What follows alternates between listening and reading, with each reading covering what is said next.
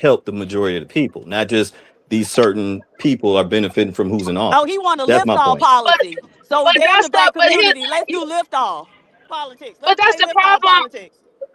But see that you know what, I hate to say this, but that sometimes is the issue when it comes down to the left side, right? Because when we say the all be all, we all know that there's still going to be some who's going to have more, and there's going to be some that's going to have less. And it seems like it's always okay for our community to be on the lesser side.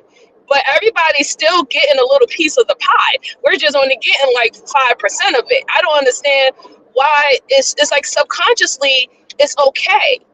Why? Why is it not okay to see the black community be at least 50%?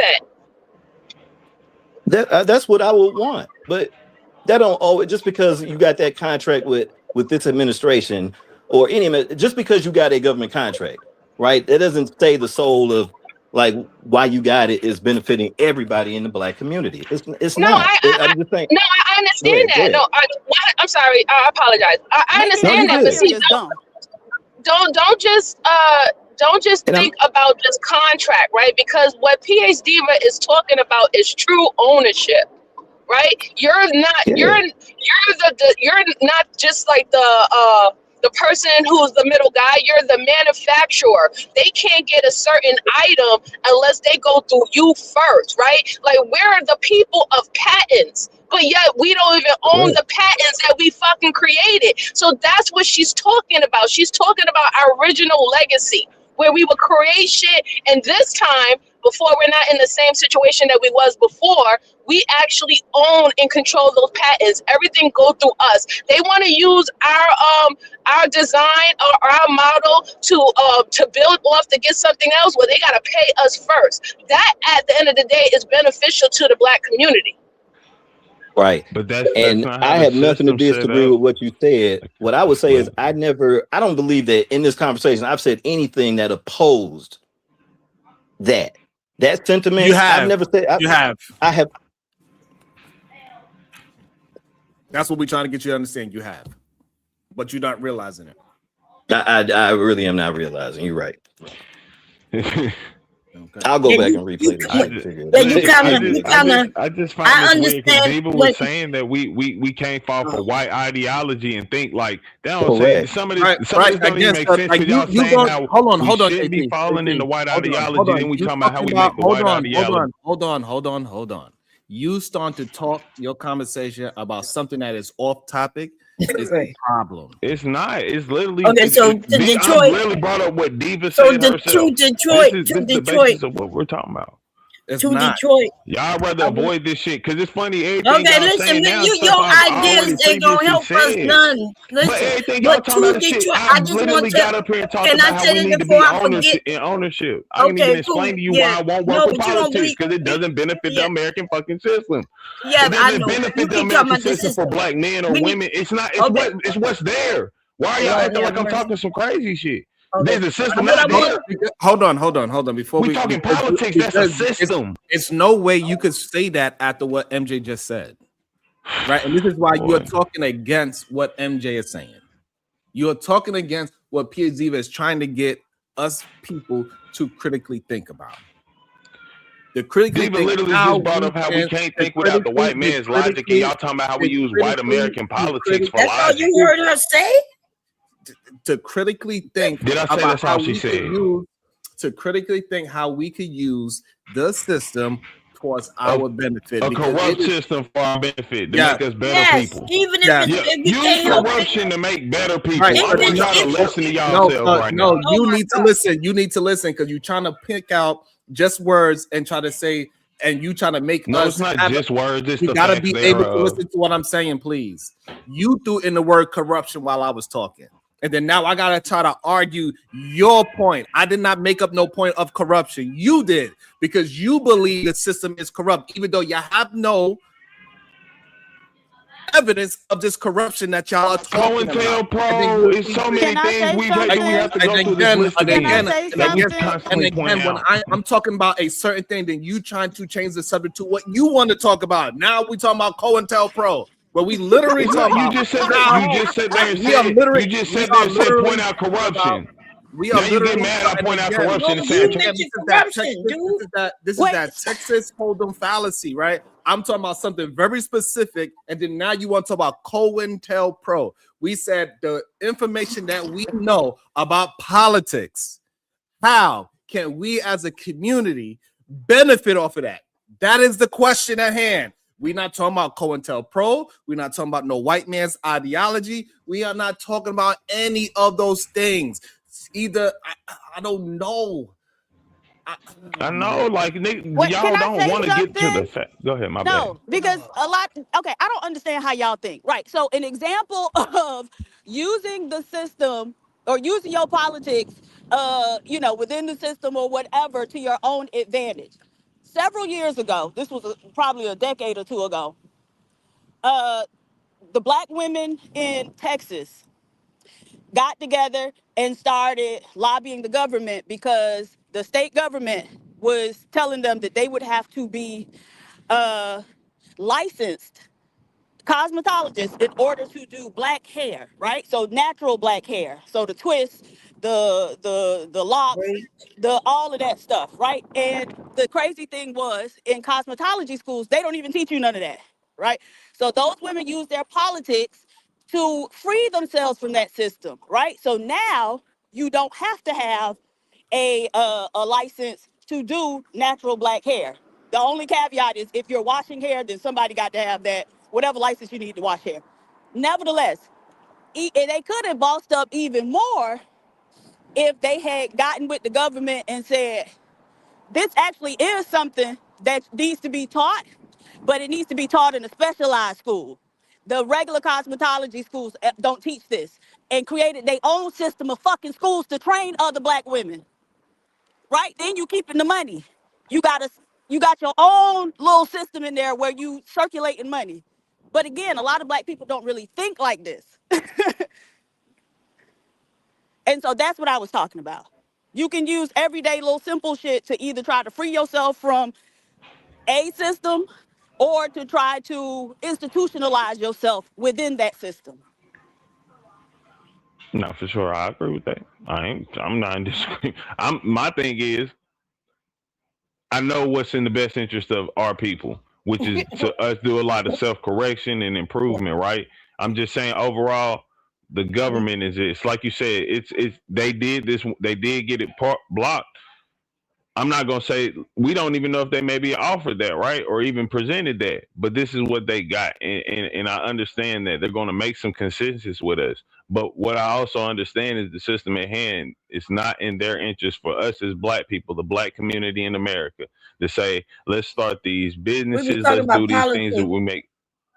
Yes, that's politics where we're literally gaining power. The power is the politics. So again, the resources, the assets, the things that we have is the power. If we made up some new form of AI, the next form of AI, some black group of people, AI 2.0, well, we own that. That's our distribution lines. Now, what I'm pointing out is when we do things of that nature, even though it may not be something where they get on the news and say, hey, this is an act of war. The American government does not like when people that they do not control run and own things, especially within their land. They don't allow that usually. People, they mysteriously come up with a heart attack at 37. You know what I'm saying? How do you explain David Stewart and Robert Smith and what's the Ariel Investments lady? Damn it. I can't remember her name, but she's married to John Lucas. No, there always will be. Okay, and so fight to be the one. Fight to make sure that you're going to be the one rather than sitting around on your hands and just looking around complaining. Nah, look, I ain't complaining. I'm not talking about you. I'm not talking about you. Yeah, I feel you. I know that's I'm what I'm just saying. saying, generally speaking. But I'm only pointing out that because a lot of, at least when I'm because you're a coward. That's why you're pointing it out, because you're a coward. Boy, shut up. You don't want to fight nothing. It is kind of sad talking about how you talking about how you want to join the corrupt that we gang, realize so our black men are cowards. It is. So this is what it is, right? So this is what y'all don't. Y'all talking about how we don't fight. This is what you don't really. And then call somebody a coward. Come on, bro. This is what you don't even understand. That if I'm not corrupt and I use the system, I am not being corrupt. If you're using a corrupt system, you've literally partaken in corruption. What are you doing? How elementary like this is like how much like this that's the is problem. how much You're of a, so used to talking to this simple is frame how people, which take much them years and to this, catch that, right? and this I is be how catching much you in of a real coward, time. this is how much of a coward you are, right? Let me explain how Throw much of a that coward you homonym. are. I'm gonna tell you what, it's not an ad hom. It's Uh, literally what we are witnessing. This is how much of a coward you are. The mhm. people that is using the system are the corrupt ones. The system itself is not corrupt. It's the people that make it that. So therefore, if it's a system that says, hey, I'm willing to give you $12.4 million for a health facility in your community to help people in your community, you are not paying attention because you want to say that it's corrupt. So therefore, I'm not going to help my people, because if I help my people, now I'm corrupt. You're a That's coward. never what I said. But I have another ever said extension that, of and that's that. why I you have have to another make that. extension of that. I don't know why I got to get loud. Even if the system is corrupt, if we learn how to work in that corruption and benefit ourselves, what's the problem? Because how does it benefit you long term? Now we're What you literally mean? going, I'm asking you y'all the saying problem. let's It train will our benefit kids to if be. it benefits. What's Okay, the listen. problem? We're training our kids to be beneficiaries of the corrupt system. Be the best corruptors Yes, to we're take gonna teach advantage of our the kids system. how to So how does benefit this lead to themselves better and their people? community. So just You benefiting, play the game. If the game is checkers, you financially. play checkers. If it's chess, you play chess. That's what you And y'all playing want to though. run, That's what point you at the playing. You game talking and about how we say, fix something "Oh, for the game today. is Y'all never terrible." talk about how we fix And that's something for that tomorrow. moral thing, and that's what MJ was talking about a little bit, right? Kind of like, what are we doing? Right. They keep talking about this. Yeah, but you know, it's kind of crazy, because are you in fact trying to say that our ancestors on this land was criminals? Because they was under a quote unquote criminal system that wasn't benefited for them at all, and they still was able to achieve things. You really think that they was being criminals too? That's how you feel, KT? Where y'all be coming up with the craziest like placement? How you get, bro? They called them criminals. Understand why y'all cannot answer questions. Y'all don't realize the words that y'all are using. How do y'all come to these analogies? Because of the words that you are saying. I didn't say nothing. Yes, you. The problem is, again, y'all don't understand what y'all actually saying. I do not know how so many people that never been to war have alexithymia. I do not understand it. Y'all are so caught up that everything that is in a productive sense of the community is some white man doing it. If we use the system to benefit our people, now we saying all of our kids is corrupt. That is the dumbest thing I ever heard in my life. That's not what I said. I literally said if y'all teach our kids to take advantage of that. Y'all all. I don't understand. It's Listen, okay. It's just crazy, right? Like, for example, there at one point we wasn't allowed to vote, right? Because you keep talking when we somebody else wasn't allowed. Keep interrupting me. No, you don't. Oh man, come on, bro. I'm just saying, like, man, just correct me if I'm wrong. Just correct me if I'm wrong. So at one point, it was a crime for Black people to vote in America, and our ancestors went to court and fought against that. Correct? Yes. So did they not use this? So did they not use the system to bring up the point where that was against their rights, and that they should have been afforded that? Yeah. So we don't look at them as criminals, right? I mean, even though back then those individuals would say that they're criminals because they should have even had the right to speak up to say that something unjust was going on with them. But they used the system to benefit them, to call them out on their hypocrisy. That doesn't make them criminals. Yeah, it was still the same system. That's all I'm saying. MJ, I don't know how you get into that equation. That's all I'm saying. Okay, so all right. So since you don't know, we're gonna tell you how she was speaking. Come on, bro. No, she wasn't. She finished speaking. So we're gonna tell you how we got to the conclusion. You said if we are teaching our kids to be a part of the system, we are teaching our kids to be corrupt. Now you can speak. So yeah, man, I ain't never say nothing about our ancestors being no corrupt people, criminals, none of that. And matter of fact, if we talking about stop, bro, Jesus. Why is it so difficult for y'all to Because before you came in, I was talking to MJ. Jesus.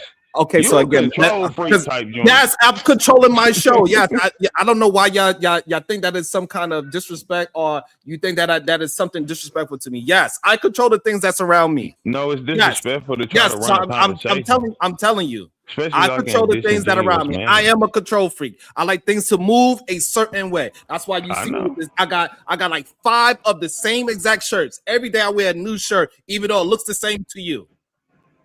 So again, yes, I'm a control freak. I control the way how I look. I control the way how I speak. So yes, I'm a control freak. These are typical traits of narcissism. I've said that Matthew before. Again, so when you are saying, so just so you can have an understanding of the conversation, please follow. Nah, I don't follow narcissism. Please follow. Like, because you're a narcissist don't mean I have to adhere to it. Follow the conversation. The conversation is we need to listen. Stop trying to interrupt me, please. The conversation is this. We need to make the system benefit us. You said the system is corrupt. We are teaching our kids to be corrupt. MJ is giving examples of how we, the people, was not able to do something. We assimilate to the system. That does not make our people corrupt because now we can vote. That was the correlation. Now, how, if we figure out ways to be in the system and make it beneficial towards us as a people, how is that us now being corrupt? Yeah, the comparison you're making ain't what was being talked about. We were talking about currently training our kids to take advantage of the current system. I moved it. Don't tell me about what happened before. I moved it to something. You're talking about what happened. I'm talking about right now. This is the literal conversation we were having, bro. Come on. Wait, bro, can I just say something? I'm about to bounce. Wow. we gotta do better. All right, we really do. We just really have to do better.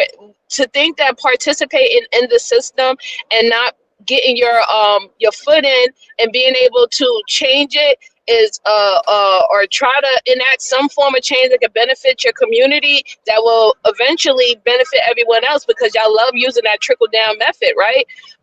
It's just crazy to me that we don't even want to do that. Yes, we do need ownership. There's many ways that we can tackle this thing. And I don't understand. There's not one time in history that no form of system of government didn't have some form of corruption or people having the have-nots, right? We always had individuals who always complained that maybe they weren't getting enough or they're not getting nothing at all. And that's why we have revolutions. This is why we have wars. This is why we have these main events that happen in our history, because somebody was not happy with what they were getting at that particular time, and they was trying to force and implement a change. And I just think that we need to get back to that type of warrior spirit and not just give up. Don't give up hope on that. You know what I'm saying? You gotta want it and you gotta move for it.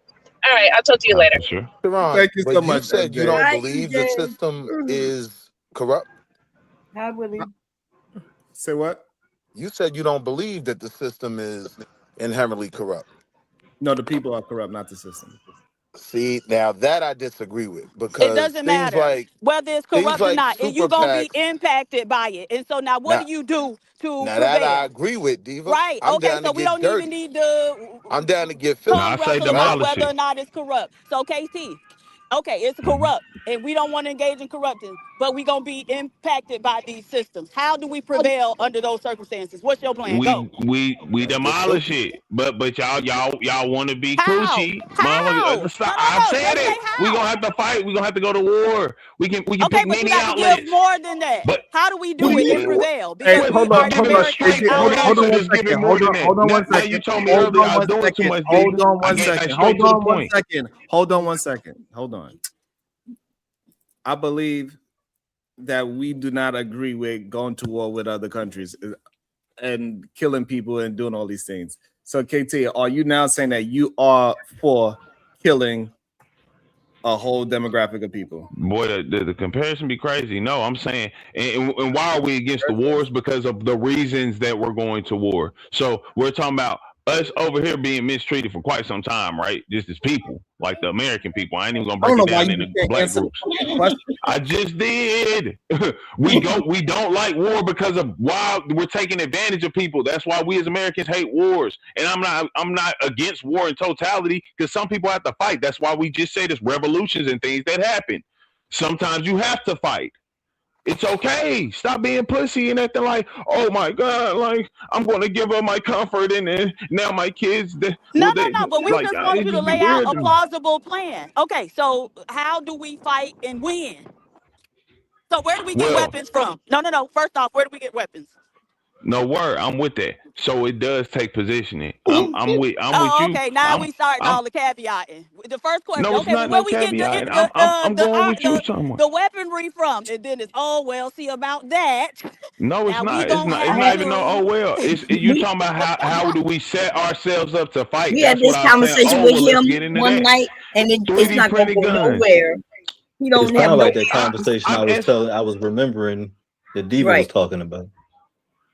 No, I mean, what don't go anywhere is where y'all would accept, y'all would say that's not plausible to us, but it's a plausible thing. The problem we can 3D print our weapons, and the problem is you do not have any kind of skill set to create any weapons. You don't know how to make no damn bullets. I definitely have CAD skills. Missiles. You don't know how to do anything. I have CAD skills, so I know how to make 3D printing guns. We can even make new models of guns. You don't know how to do any of these things. You are not a blacksmith, so you could go ahead and start making guns for millions of people. We got 40 million Black Americans that we know that possibly want to fight, right? To just say everybody is in 100% with what you are saying. So now we got 40 million. You have no way to blacksmith. So now I have to do every single thing myself in order to say maybe this is some things we should do. You have no way to blacksmith all those weapons. You have no idea where. So I'm just asking you. So you're saying now if you don't have any self-respect, again, you don't even know if your land have iron ore on your own land. You don't even know if you have iron ore on your own land. You probably never even seen what iron ore looks like.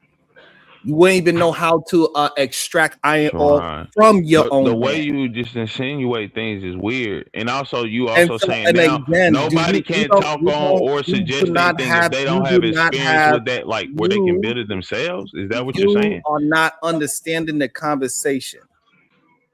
And it's sad to see. So you're asking me my ideal and saying I don't understand the conversation. This is your. But you're telling me how you don't understand it. You won't even let me speak. That's the point. Because you gotta overtalk. Y'all would say I don't make sense because y'all don't want to hear what I'm saying, which is okay. And this is why I gotta keep muting you. You think because I say something, you come up with a thought that you have to say it. Hold your tongue. Wait until I finish, and then you could communicate. And that's all you have to do. You don't have to jump in every time you get a thought. Oh, squirrel! I gotta talk, and again you're doing it again. So I'm trying to tell you that I'm trying to explain. That's narcissism for real. Right, it's fine. That's cool. You think that's a disrespect or something? I don't know. Like that's a compliment to me. Fine. I'm a narcissist. I know you're a narcissist. Okay, but you laughing and joking like it's supposed to be something bad. It's a pretty weird thing. It is bad. It's terrible. You keep on talking while I'm talking. Stop. You don't understand that you are the one projecting your narcissistic behavior. That's why you have to talk when somebody else is talking. You cannot even hold your tongue. Sharon, you've been up here arguing for the last 2 hours about something you've been clearly wrong about, bro. Like clearly overall wrong. Right. You're the only person that believe I'm wrong. That's incorrect. You couldn't hold incorrect for a little bit. You couldn't do that. And it shows that when I stop talking, he stops talking, right? It shows it's proven the point in real time that the thing that you're accusing me of, you're talking about yourself. And it's weird to see that y'all think that y'all be cooking on something, bro. And y'all not understanding the words that y'all are using. And in the context of the conversation, we talking about how can politics benefit us as a people? Because MJ gave a simple conclusion that us fighting for the right to vote is way how we was able to use the system that benefits us. So use politics in a way that it benefits us as a people. That is what the crux of the conversation is supposed to be about. Not saying the system is now corrupt and therefore we should fight against the system to have nothing there to replace it. It is a wild statement, and it's very cowardly to say that we are going to remove a system and replace it with nothing. That is a coward's plan. That means that you have no plan whatsoever. And it would set us up to be obliterated. Like, yeah, I literally spoke about like politically how we should set up a system I've called capital socialism. I've even explained it to you, Bomb, a couple people a bunch of times. So your lying is typical. Like I mean, like it's you have to insinuate a lot of things in order to miscue what people are saying, especially me for some odd reason. I don't know why. I guess it just rubs you the wrong way. But KT, the military conversation is a waste of time. Like, it would make more sense to focus on the things we could get out of participating in this political system that we're in. Like, there are wins that we've had in the past that should give us the confidence that we can work the system and have it come out in our benefit. So to say remove ourselves from it is just to say be controlled and have no effect on your reality. No, I'm saying us control ourselves, first of all, Willie. And the second thing I'll ask is, would you say that it's benefited more than harmed us? Us being involved in politics? Absolutely. Us being in America. I mean, that's not like, that's kind of because like the whole plot of us even being here is capitalism, is politics. You feel me? I would deal with the first What's question, saying right? again? The whole I would reason deal we with give the first question. I would deal with the first question of, has being involved in politics been more beneficial or detrimental? I would say it's absolutely been more beneficial, right? Yes, there have been detriments to it, but we've had a lot of victories as well. There have been a lot of things that have worked in our favor. Even if you go back, if you're talking about being in America, if you look at our history, most of our major wins were won through politics, right? Yeah, what Nat Turner did was great, but we never talk about the backlash from that, right? And how so many people were hung and slaughtered because of those rebellions, right? Well, that's not really the case when it comes to politics. It's a bit That's different. absolutely false. Look at the backlash from Obama being elected president. Boy, shut up. We weren't getting hung. Like, I don't understand. It was still a backlash, and people are actually being hung. They got police officers able to get you up out of here with impunity. Like, cut it out. So you think the military approach is better than the political approach? Okay, let's get back to that. Let's get back to better or worse. I addressed your issue when you said your statement that we haven't had any backlash from the political side. I didn't say we haven't had any. No, I never said we haven't had any. You did say that. You did say that. I never said we haven't had any backlash well, we got just as much from that our too. Political progress. But what I said was the backlash that came from a lot of our rebellions, right, was way worse. When we look at the benefits, that's what he meant. Okay, look. I don't even know what I'm saying. When we look at the benefits from what came from us being political, yeah, there was backlash to that as well. But we reap more benefits, right, than the harm, the detriment. Like if we're talking about voters' rights and things like that, like those are all more beneficial than a hindrance. Okay, all right, hold on, KT, hold on. Jesus.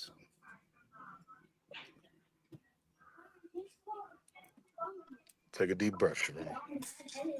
Just breathe. Yes.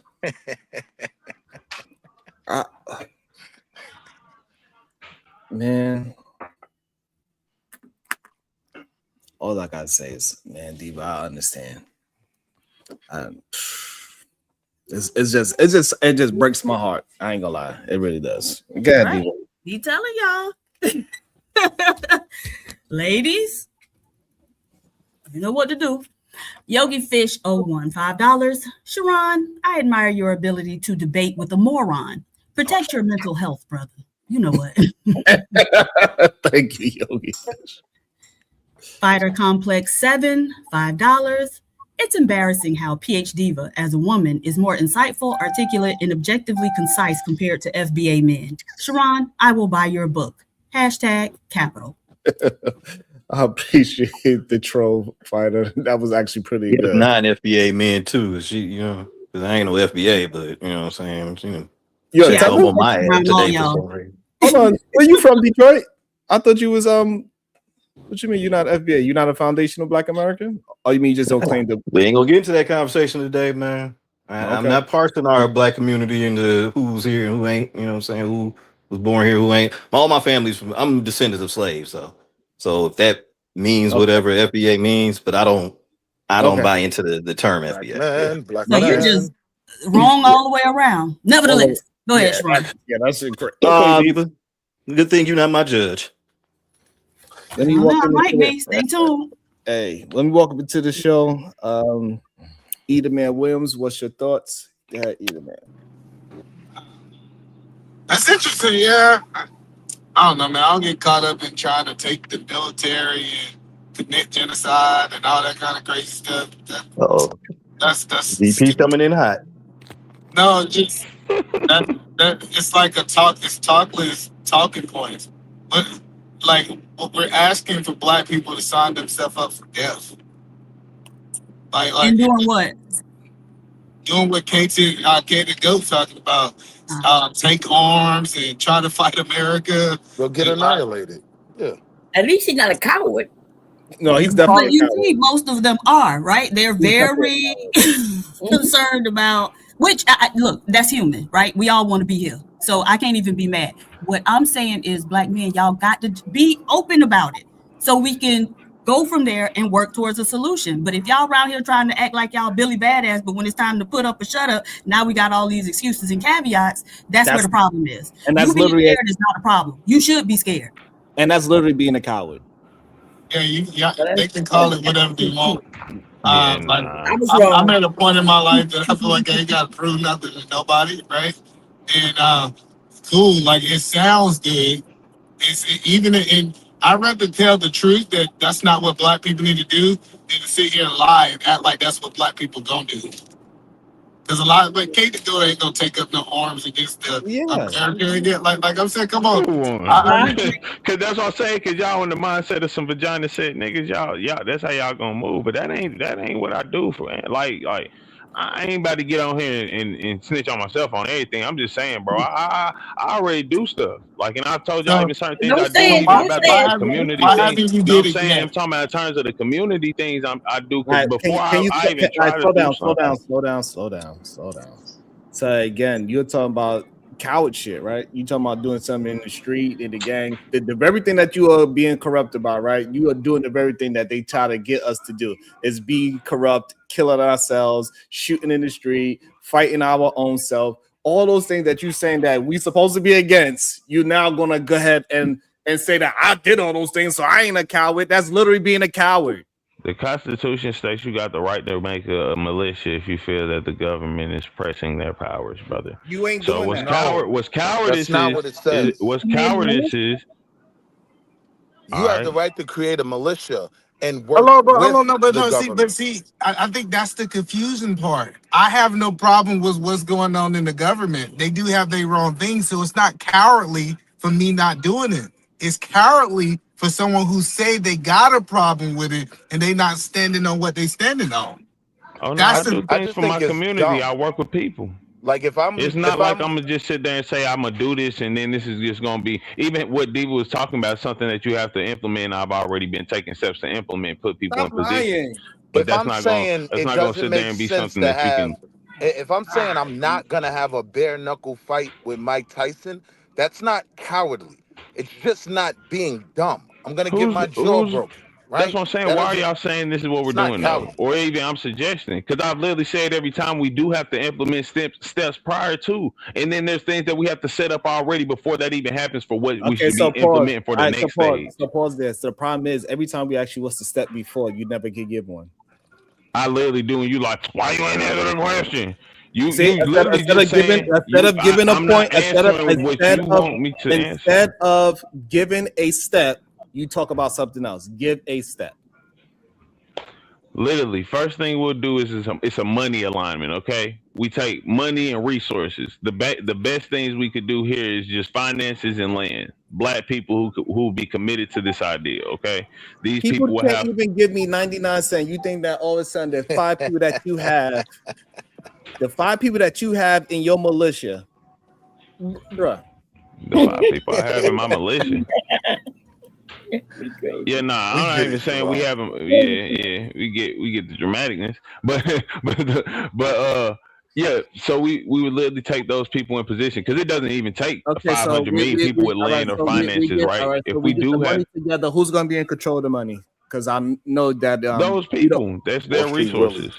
Right, because I thought you said it's what we're doing with the resources. We are funding ourselves. Well, we're funding. We would be funding ourselves for the upcoming things, even the ownership of certain buildings, the creation of certain buildings for positions strategically. Because you're in America, we have prime position, to be honest. Yeah, and this is why it's so difficult to listen to men like you, because like it's a beautiful dream that you're saying, but it's not realistic. It sounds wonderful. All right, thank you. So what sounds unrealistic about it? Everything about people buying land. Hold up. What sounds unrealistic about people buying land? Because like I'm saying, we don't need a million millionaires, to be honest with you. If we just had maybe 1,000. Right, we understand that. We understand that. Low here, right?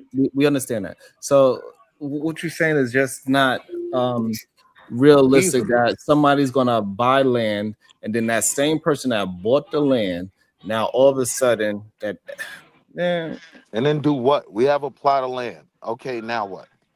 No, because that's the power. Yeah, the government, right? The government still could do whatever they want to your land, right? I'm saying even past if that, the money, right? if you have the finances, it'd be pretty hard for them to do. But there's going to be crazy. You are out of your mind. Hold on. This is insane, man. There's going to be a cap on the amount of resources we have. So when we're talking about something like the financial part about it, working. Hey Willie, how much? Hey Willie, how much they spending a day on this Iran situation? Billions. Couple billion. And this man gonna tell me him and his 5 people is gonna be able to fight who? Yeah, no, it's not 5 people. We know you gotta be facetious to be funny, but guerrilla warfare works. You do know we lost Vietnam, right? Like we didn't beat them. I'm not even gonna say we lost, but you do understand we didn't clearly beat them. Vietnam was a lost cause anyway. And so this is Vietnam as the example. And hold on, y'all. Y'all don't understand. Hold on, y'all. Y'all gotta understand that this man is not right in his mind, bro. That's not. Oh, I'm not right in my mind. This man is saying that now we're going to use the 5 people that we gather up to fight somebody that is literally bombing a whole country of military, spending $1 billion a day. To be fair, yeah, so you gotta be facetious. If they diverted those predators did the same thing. Hold on. What I'm saying is that, hey, we need to start being able to correct our brothers. Say, hey, you need to think with more logic. No, but you have to be in facetious position because I literally said from the beginning, this is what we should. Because you don't have anything. So when you try to make it out about a group of, first of all, like I said, plenty of times, it's 35 of us. I'm not saying it's a very large group. It wells to be 5. Hold on. So the fact that this is the problem, right? Like he actually believed that 5 and 35 means that it changes. No, it doesn't. No, it's how you're trying to place it. It doesn't. Like what I'm saying is that I don't have to be literal and know the exact amount of people that is there. All I know is that Iran has they got millions of people. Millions. Like Black Americans. It's millions of us, right? I don't know why you interrupting, brother. I mean, because I sometimes I have to before you get further in like the facetiousness. Like that was illogical though, even on a population level, right? If we can't win these elections and things like that because of population, right? The amount of votes, how are we gonna now win a war like that? It's just not logical. Because war isn't politics. Like it's war not the same basis. It's literally it's not the same thing. It really is politics. And there are more than one types of war. I've been asking for a war. label and I did not get it, but they just gave you a label. Oh, that's nice. But I'm already here, so I don't think it makes sense to me. You mean to be up a mute, man? For Oh, there you go. All right. So, man, oh man, and this is the issue. And man, every time I be trying to fight for my brothers, y'all just prove PhD were correct, and y'all don't understand. Y'all so interested in playing semantics with words that y'all don't realize what y'all actually saying. Even though Willie is trying to get you to understand what you are communicating to us, right? You think that because you said there's a difference between 5 and 35, that it actually changes the argument. That's never what I said. And then, and hold But on, that's what you do. You take something that's said and make just that the because y'all saying conversation. it, Clearly not. KT, hold on. Let me side with you real hold on quick. 1 second. Just 1 second, Shadow. Wait, there were 12 I just people. want to understand what. There were 12 people who held out Shadow, the federal government for 51 days. No, they. So Oh my to be God. fair, what he's saying isn't wrong. Yes, it is wrong because All if right, the government. hold on. Listen, hold on, please. Hold on, please, y'all. Hold on. Also, we can say that please it was don't let this man make that the subject, because that wasn't nothing about anything I even said. Please, seriously. What I'm saying Those is, if we 12 have people far were more numbers, representatives of a block of people. Those weren't if we have individuals. So the millions, politics because is where their power came from. Okay, if we have like literally 4 million black people, it's literally we went through this like 1.9 million American. Like, I don't understand. I really don't get it. Do y'all think that when I'm talking that y'all supposed to just interrupt me? I really don't get it. Like, it is okay to tell your brother that he's wrong, that he is not making sense. Stop trying to act as if we want to find some way. Oh, he's not wrong because it was once upon a time a story where. You can't argue with me because I can defend myself. It was I can 12, actually defend my 12 arguments. men that the government didn't want to just go outright and just kill them. Right? Those are two different things. We had talk like this. It was a 51-day standoff with the ATL. Stop. Yeah, But they didn't want to kill him. So if they wanted to kill him, could those 12 people really stop him? Yes or no? They did. They didn't just stop him. Don't tell They me what literally happened. did. I need you to listen to the question that I'm asking you. If they wanted to, could those 12 people stop the American government from killing them? No. Nope. Shadow, could they? No, because ultimately they did not. All right, so that is the conversation at hand. Not about that the government is playing with kid govs and they allow them to state it. We understand that there's a lot of things that happen that, like, please be able to have a conversation. Stop being a contrarian. It's too much contrarian. So now you jump in while I'm talking. I didn't even take a breath. I did not. It wasn't a sign for you to jump into the conversation. Please stop doing that. I'm asking you. So I don't have to keep pressing the mute button. It is very simple. If we know how the system works, we should be taking steps to make the system work for us. Straight up. The same person that's saying that he do not trust the system and he actually is involved in the system by buying land, getting 35 people to come along again with his plan to be a part of the system of buying property, building property, and doing all these things. So the very person that's telling us that we cannot be in a system and benefit off of, he's actually participating. And this is why men like him are cowards and dangerous. And it's a scary thing that we keep allowing that to happen. And then instead of addressing what I'm saying, that he is a part of, he's going to say, see, this is what. No, I'll literally say it right now, if you'll let me, please. I literally said I know firsthand because I've experienced it more than most of our people. And we're talking about how to correct majority of our people, not the elites, not some people who will be select few. I know many of us come up here and you're all successful in your own right in some shape, fashion, or form. Well, most of our people are not. So I understand, even with me trying to do things prior to how I even put my ideology to use now, that there were things I was trying to do in the political fashion. But it also, when you're doing politics, for you to make one move, it has to be at the benefit of somebody else. Like it has to be at the benefit of somebody else, and also the people who help you get it passed, they have to find a benefit in it also. So like I understand that. I understand also too, that's why the game continues to be broken and misplayed and take advantage of us, because it's set up to continue to do that. So, as I've said plenty of times before, I just believe that we should stop playing the game. We can make a new game. So what's All the right, so benefit? What is I the think it's benefit of all right, so stop, why? hold up, stop. Hold on, hold I on. think the So what you cowardice is need? where So we stop. so Just what let you me. need to do? Stop telling me what to do. It's not your fucking show. I don't know why y'all think. Calm your asses down. Come on, why are you taking the childish route? Like, why you gotta take the childish route? You Because told you me don't not to listen. interrupt you. I ain't interrupt you, and I didn't interrupt. You stopped talking.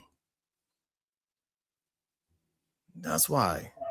I did not. Look, you being a little kid, bro. Like you showing your emotions is crazy. Yeah, no, it's okay. I'm a human being. I can show my emotions. I don't know why y'all think that is something wrong Nah, to they ain't have gotta be emotions. wild feminine. I say that. You ain't gotta get in your body about it. It's I crazy. could do whatever I want to do because I'm a man. Nah, However you a I would do, coward. however I What do you it, throw I on want to somebody do it. else. You I know cannot you a tell me. move with You cannot coward's tell me pride. why are you trying to You talk. somehow think it's adult to just mute people. Oh, cause it's my show. Why you? I'm taking my ball and going home. Sharon, sign sincerely. Like yo, weird. Come on, bro. We literally just talk, but y'all, you want to let me finish what I was saying, and then you want to start insulting somebody because you want to interrupt me. Come on, bro. Like you're older than me. This would be craziest about this to me, for real, how much you be in your bag, and you supposed to be the elder that you telling everybody else to respect. Come on, bro. Shut up, please. Be quiet. This man literally was shaking his neck and sounding like a female. He's calling somebody else feminine. Like this is insane to me.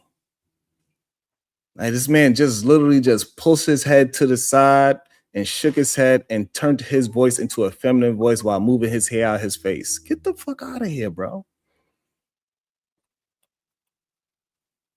This is insane to me. I don't know how y'all don't understand how y'all look, bro.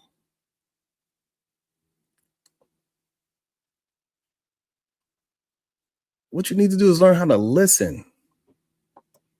If we could learn how to listen to each other and understand that we can be a part of the system and make it beneficial to us as men, as a community, as a family.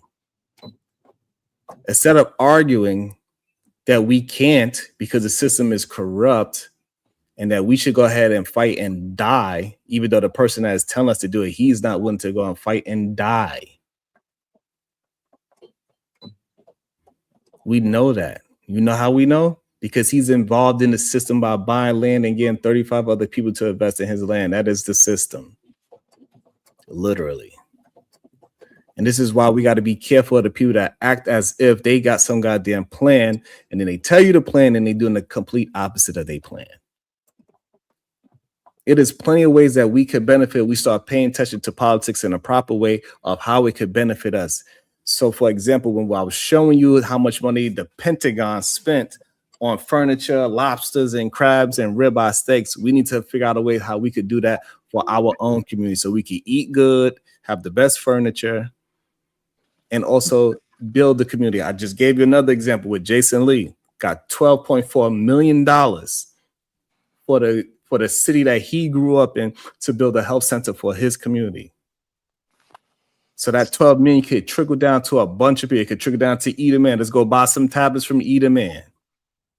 Let's go buy some karate classes from Shadow and some cosplaying building skills. You petty. You petty.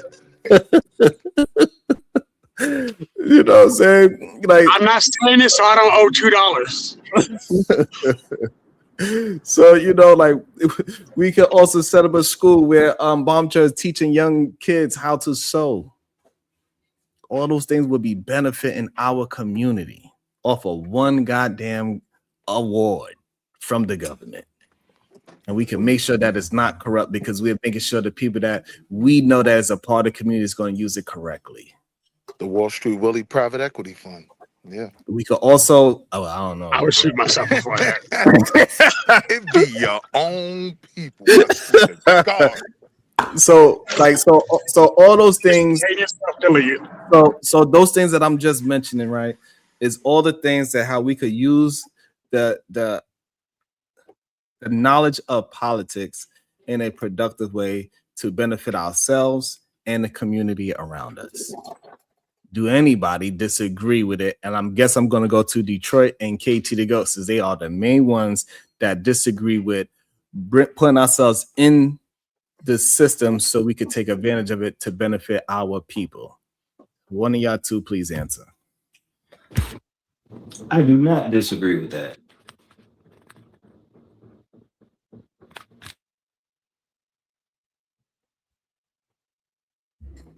KT?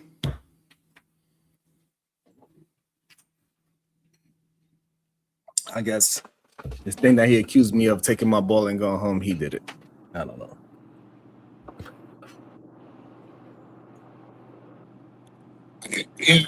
I think that's but I will say, just like I did the other day with I think it was Taz too. It's okay, Sharon. Don't worry, brother. Sometimes you got to see who is actually supporting you too. So you got an idea for how we can capitalize on the PhD Diva did. I had an idea. Y'all hate my idea, right? And y'all had ideas of your own that you think will work. If I support your ideas, but I didn't come up with it, is that cowardice? No, absolutely not. It's not. I'm not a coward if my wife come up with an idea that's better than mine and I support it. Like we gotta. I don't even know how we draw that conclusion that just because we took the best idea out of the group that is considered a coward. You could have been wrong. Yeah. And that's when we were saying cowardice, we wasn't talking about that. We was talking about how if we are having plans of getting in the system, planting our best and brightest in the system so we could take advantage of it. And you saying, no, we need to not be a part of the system and do nothing. That is the coward part. Because you're right. not. So since I didn't say anything like that, then I know that wasn't attributed to me then. That's fine. So, like, because even with Wall Street Willie, with his, his, what was the fund, Willie? Private equity. Yeah. So I wouldn't just shoot it down. I would want to hear him out. And then when he started explaining it, and then I could make a decision where we're going to go with it or not. So that would be the difference. But if he make up a plan that it cannot be executed and he just talking to be talking, and then I come up with a plan that we can actually execute and he goes against that, that is being a coward, literally. But go ahead, Willie. Or just ill-informed. Slap the taste out of your mouth. I'd like to see you try it. Goddamn. Oh, man. I support the Willie Relief Fund. Night. Shout out to Titan Boss. Diva, you there? Let me make sure before I get cussed out. Shout out to Titan Boss. Willie Relief Fund. Night. Shit. Go ahead. KT, he was going to interrupt Willie anyway. Go ahead. I was gonna say that I just don't understand how you make the correlation sometimes, seriously, bro. Because my thing is, I think I'm gonna remove the word cowardice or coward, period. Just saying, you have an ideal, I disagree. Does this mean abandon the idea? And that's what I even be trying to point out to you. Because anything, it's not that I don't literally have something probably for most things that you ask, right? Now, what you say is I disagree with what you're saying there. Okay, and all I'm asking you is, what is the better implementation? Because it would be a fallacy for any of us to say that trying to make a better system wouldn't benefit us all truly, especially if we're talking about Black community focus. As I said earlier in the show, we are in America, which is a melting pot. At least that's what they tell us, right? So it's not about focusing on one group. We are all supposed to be one group, but we know that's not true, right? So again, I'm just saying, why wouldn't it be smart for us to implement a plan and maybe something that would benefit us in that manner? The issue is every time we ask you about your plan, you don't actually have a plan. And then so when we are saying that the way how we need to use politics in a way that it benefits us as a people and as a community, because other communities, they do it every single day. Yeah, I don't get how you get in it. I'm just saying, Sharon, what would be a better thing outside of the politics? Can you tell me of anything outside of politics? Because I'm not saying what you guys, I think the main thing I point out to you constantly is the things that we have seen that stopped and prevented some of these things we're talking about we can gain through the system. We've watched them change the rules when things benefit us as a black group. We've watched the government literally create programs to personally harm our black race in whole. That has not happened against any other group in America. So I'm saying I just don't, for me personally, I don't see the bravery in saying, let's align with that system that has, yes, gave us some things, right? But I think that argument, Dane, there goes to how, like, well, are we now saying because white people gave black people Bibles, they really saved them from being like heathens or something?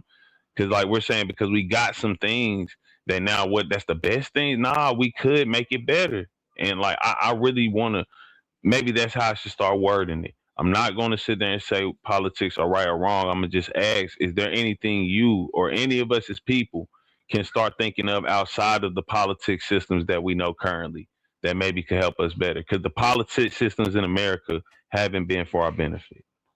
Right. And so the issue is they've been for our benefit. That's why me and you are able to talk freely on the internet, because it benefits us. We know our rights because the system benefits us. We're able to get programs that's $12 million that's going to benefit a community. It benefits us. We are able to vote in and vote out if we was to work together. It benefits us. We're able to get grants. We're able to go to school. We're able to start businesses. We're able to get loans. We're able to buy houses and property. All those things benefit us as a people. We need to start taking advantage of it in a way where it's going to continue to benefit us. And for some reason, the people that want to just have anarchy want to go against the grain of what actually is working for us as a people. I think, at least for me speaking, I think something you may be misconstruing is I definitely don't want anarchy. I've even said capital socialism, which is, I mean, if you want to take it at face value, I made it that way so we can understand at least somewhat the basis is. It is some capitalism involved. We know what capitalism is. We know what socialism is. It's not that as we currently know it, but it's, again, going even psychology of people understanding what I'm trying to, or we're trying to present to somebody else, right? So I'm not just saying that. Isn't anarchy like you want to go to war, right? You want to. What's that called? No, as I said, I don't believe we don't have to take arms. Well, we may have to possibly, and I'm just saying you should be prepared for that. You've been very clear that we need to go to war, dude. Now no, you're like, you fight against them. Like fight against them. You can fight against them with cyber things. You can fight against them. I've always said cyber things. Yeah, like data attacks, cyber attacks. You know, breaking into how Iran's doing us now, how China's been doing it for some years. Like we all agree, the war doesn't really happen on the floor. You don't stand on nothing. You don't even want to stand on what you were saying. Now you're talking about cyber attack, but even if you do that, it's still anarchy. You're still going against the grain. You're going against. So it's still the same thing. And that's all I was, when you said you don't want to be an anarchist. That's all. Well, I even pointed out to the main thing he said at the end there, which was they don't want another system. Like I thought he was saying anarchy, and that's why I pointed out that part. It seemed as if he was saying it like I just want to get rid of this system at hand and we do nothing. Like, nah, that's not what I've ever explained. It's not what I ever want. I really just want the ability for, especially my black people. I understand that our correction, or I feel that our correction isn't in the best interest of the American government. If we separate from them, we could possibly do that. And I would ask if there's anyone else who can possibly say. So you're saying have a system within the system? What, like, I don't understand what you're saying. If we get rid of the government system, that means we don't have no more constitution. We have none of that. You do understand that's what that means? No, we'll rebuild it like it's just like any Okay, other nation. Like let me ask it one more time. When you say get rid of the system before we rebuild it, that means we got rid of the old one completely, correct? Okay, so that means there'll be no more constitution or anything. Now, once that happened, that brief time when we are in completely, we have nobody running, we have no president, we have no leader. Who's going to create this new and enforce this new? Well, even if we're being very honest, it'll probably be the people who already have it. Like literally, if we're just talking, like Wait, what? about You the people who have a system for people to live in, that's probably who will become the new rulers. Because it's not like the America. Let's say the government failed right Wait, now. I thought you said you were doing this for us. What are you talking about? Those people? I thought you said you were going to disable that system for the benefit of us. Well, we're going to recreate it. And when he asks you, well, who? Then you're like, well, those people. You're not even telling us what people. Like, this is what we say when you're not. You didn't ask who. He did ask who gonna cook. What? What did he ask, KT? I'm confused. I don't remember. Did you ask who? That's what I'm saying. Did you ask who? Am I tripping or something? Said he asked about the system. He said when we get rid of a system, then like you said somebody else gonna build a system. He asked who? No, he did, because he was saying like who would come into power. And I said it's probably the people. Power. He said like the president, like who would be the before we have any leadership or anything. That's literally what he's talking about, right? And then I was talking about who will probably end up becoming the new leaders. It's okay. I don't know. Man. Welcome to the show. Marvelous. Yeah, this is crazy. Marvelous opinions. Good day to you, sir. How you doing? It looks like the food is delicious. What is your thoughts? Because this is freaking crazy right now.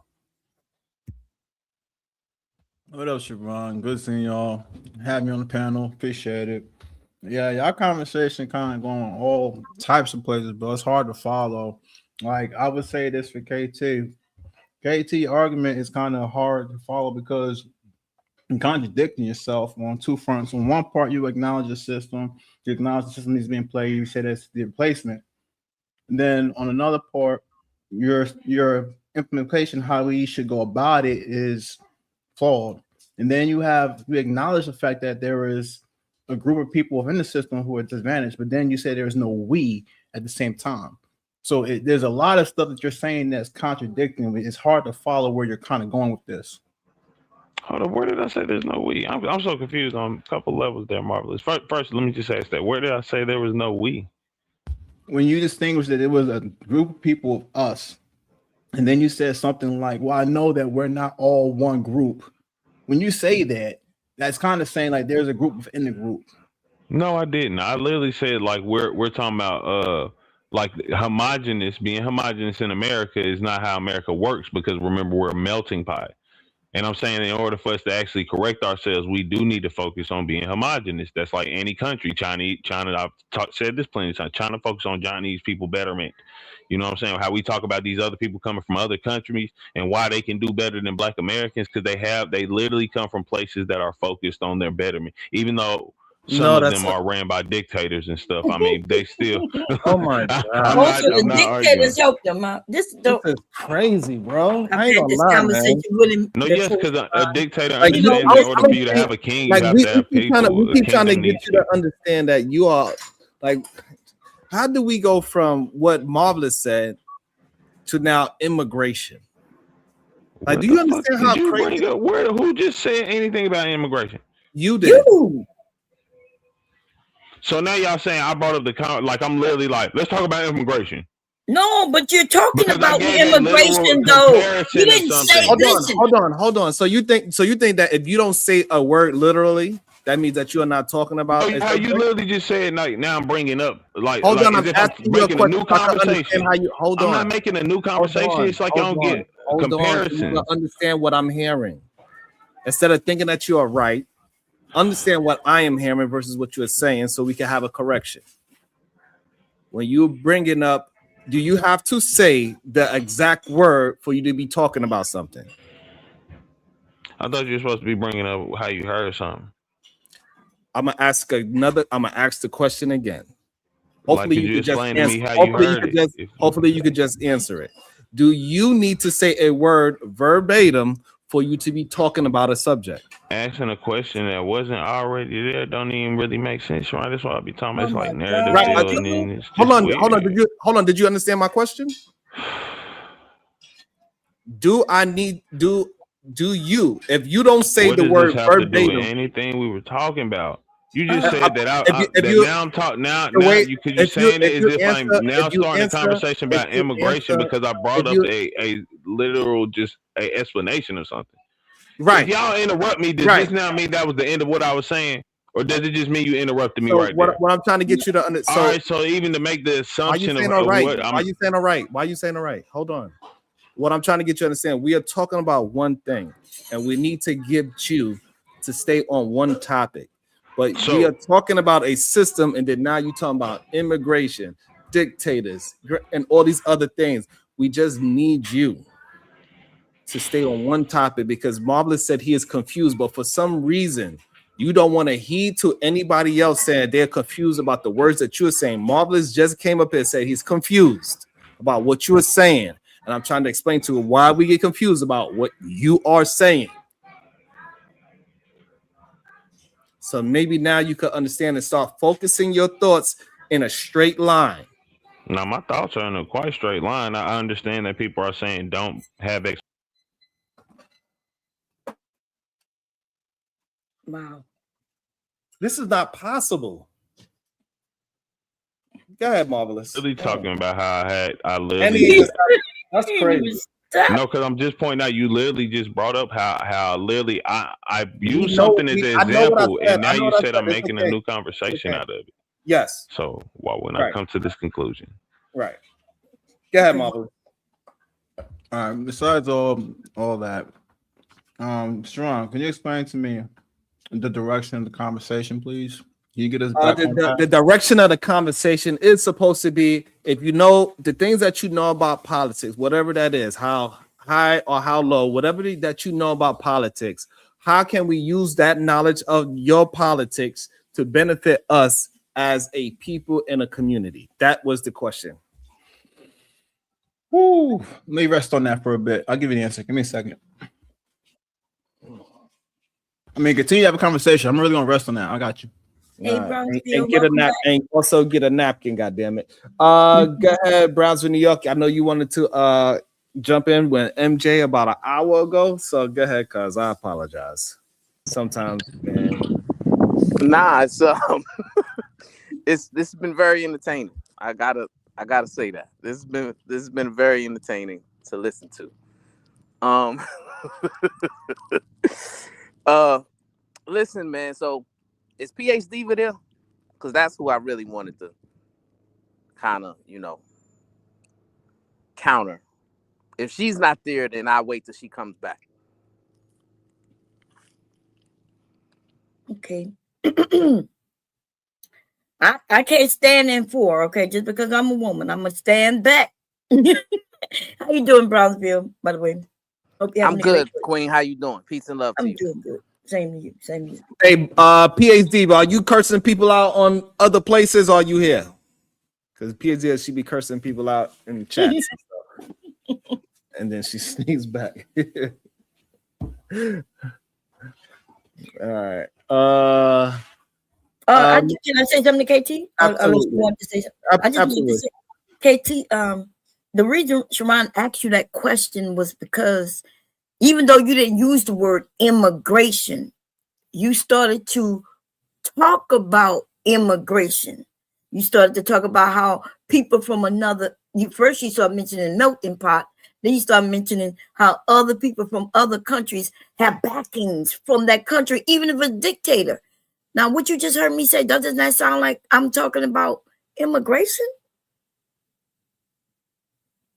And so I think that, if that's the only thing that I said, yeah. Well, that's what I'm saying. It's weird because I did have like no, a but whole bunch of listen, conversation it don't prior to matter that. It how. was just an First example, of y'all, all, because we were talking about how no, nations and systems listen. work. You don't like to just answer questions. You like, for some reason you just don't want to learn nothing, or even when somebody say, "Hey, I don't understand. Can you explain it?" You get on the defense. You want to fight. So we just say, "Hey, explain it to us." Like when you had the opportunity to say, "Hey, we're gonna go to war," and then somebody said, "Well, what does that look like for you?" Like you could have just explained, "Hey, we're gonna do this, we're gonna do that. I got this group," and but because you don't have the answers, you start getting defensive, and then you start making it seem like people are attacking you. And I thought you men would, like, y'all supposed to be more controlled in your conversation. If I'm a woman, I'm trying to be like, I'm over here like smoothing things over like I'm the mother and shit. I don't want to be the mammy today, but it just seems like that's what I've been since I came up here. I came up here to give pushback to Sharon. I didn't even know the topic. I came up here to pinch him on his butt, but I ended up in some shit, didn't even know the conversation. I just want to apologize to him for that, because I came up here saying Sharon must be trolling. I didn't even know what y'all were talking about, Sharon. On that money. Y'all, everybody up here, I like everybody, every single one of y'all. So I'm not, and sometimes we do, sometimes as being the mother, sometimes we use words that, like that offend people, and maybe we need to, because I think if somebody would have called me a coward, I would have felt some way, and then I would go fighting too. So maybe you men need to calm down just a little bit, right? Because we women, we use our words, Bomb. Diva said somebody. Can I ask you real quick? Isn't there God a difference damn, between? I done forgot what I was gonna say because you interrupt. No, I didn't say go ahead, but go ahead. God. Oh my God. All I'm saying is, it wouldn't be a difference between no answer and just an answer that's not like. Because even then, I was just giving not even only an answer. That's what I'm saying. I think y'all not even think. It seems y'all misinterpret that, because I'm even giving context before y'all ask, well, how does that make sense? I'm literally giving you the answer and trying to explain my reasoning behind that answer. And y'all, like, just there, we're going to point out again, what I'm pointing out is nations and systems and how they work. And y'all take this example and now hyper-focused as if this is all I was talking about in my conversation, or I was trying to take it there. I even said, for example, like how we talk about these other peoples who come from other places. Well, yeah, and now I'm pointing out the homogenous point I'm talking about. So that's what I'm saying. Why? Because I thought you always said we as black people, right? You said we as black people need to get out of this system and start our own, and then you started adding other people. Melting pot, that confused the shit out of me, baby. So that's what I'm saying. Y'all saying y'all confused, and you can ask me to clarify if that don't make sense, right? So listen, America, I've explained. I'm gonna say it again. America, right, is a system, tells us we are a melting pot. They tell us it's not supposed to be any one superior ethnic group, race, whatever. We're all Americans. Got to do with what you want to do. You said we need to get out of that system.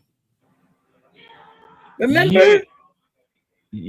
Okay, yeah. I'm just explaining. Like, again, this is why the system doesn't work for us, because it's not homogenous based. It's based on the melting pot, and it's a lie with the melting pot. I feel it's focused more on white people. We didn't ask you to explain why we need to get out. At that point, you was supposed to be explaining how we gonna do it. You know what I mean? That's where we was in the conversation. We were talking about like the politics benefiting us, and that was my literal response for how politics. Now you gonna wave that? You done moved us away from that. Does it benefit groups that are smaller than us in population? Yeah, like better than us for sure. Right. So everything being homogenous, right, isn't the end all be all in the conversation. It's actually a pointless argument to make, living in America and having to deal with the dynamics we live in. So we get caught up on pointless conversations. Like it's kind of pointless to talk about plans for Black America and even focus on homogeny. Like, no, that's not where we live. So it just becomes a pointless conversation. No, I would say like it would be a conversation we want to give up because we don't want to be honest, maybe. But because if we're talking about the improvement of our people, is all I'm saying. It's not the reason those smaller groups do benefit more, because not only do they make money in America, they get to send the money that they made in America back to their families But in those more than countries. anything, they participate in the system. No, they partake in the system, but they aren't adherent. Like they don't. That's not their end all They be all. participate in the system like Yeah, Asians. and I'm not like against Asians. partaking in the After system. the C word illness came around, right? They used the system to like physically protect themselves. They made certain things a hate crime that would benefit them. Keep your hands off this group of people. That is an example of them using the system to their benefit, even being one of the smallest parts of the population. Yeah. So now the question is, if we are a larger part of the population, how do we capitalize, right, on the things that we know for a fact can be done in this system that is not a homogeneous system? Because you cannot do it. Comes from homogeny. You know why that small group they have to care. No, listen, they literally have to care about the group of Chinese people, because guess what? There is a Chinese consulate in America that goes to that Chinese nation. So you have to care about them people. The problem with us and them is that you are literally in the country that's supposed to be quote unquote taking care of you. The people who are supposed to have our best interest in mind is the American government. So you're not going to go somewhere and it get better. You know what I'm saying? This is the place where they're supposed to care about you the most. Can I add something real quick? Mm-hmm. All right.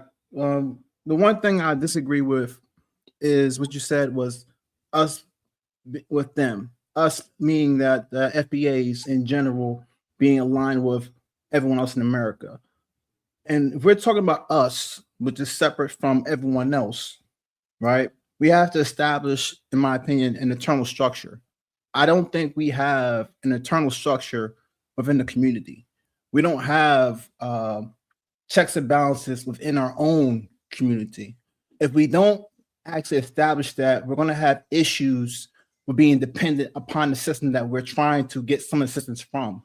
We have to first have structure within us, within our own confinement. If we can't identify, because we already started with that, the process of calling us FBAs. So we start the process with, okay, this is who we are. We've established this with a certain identity. Cool.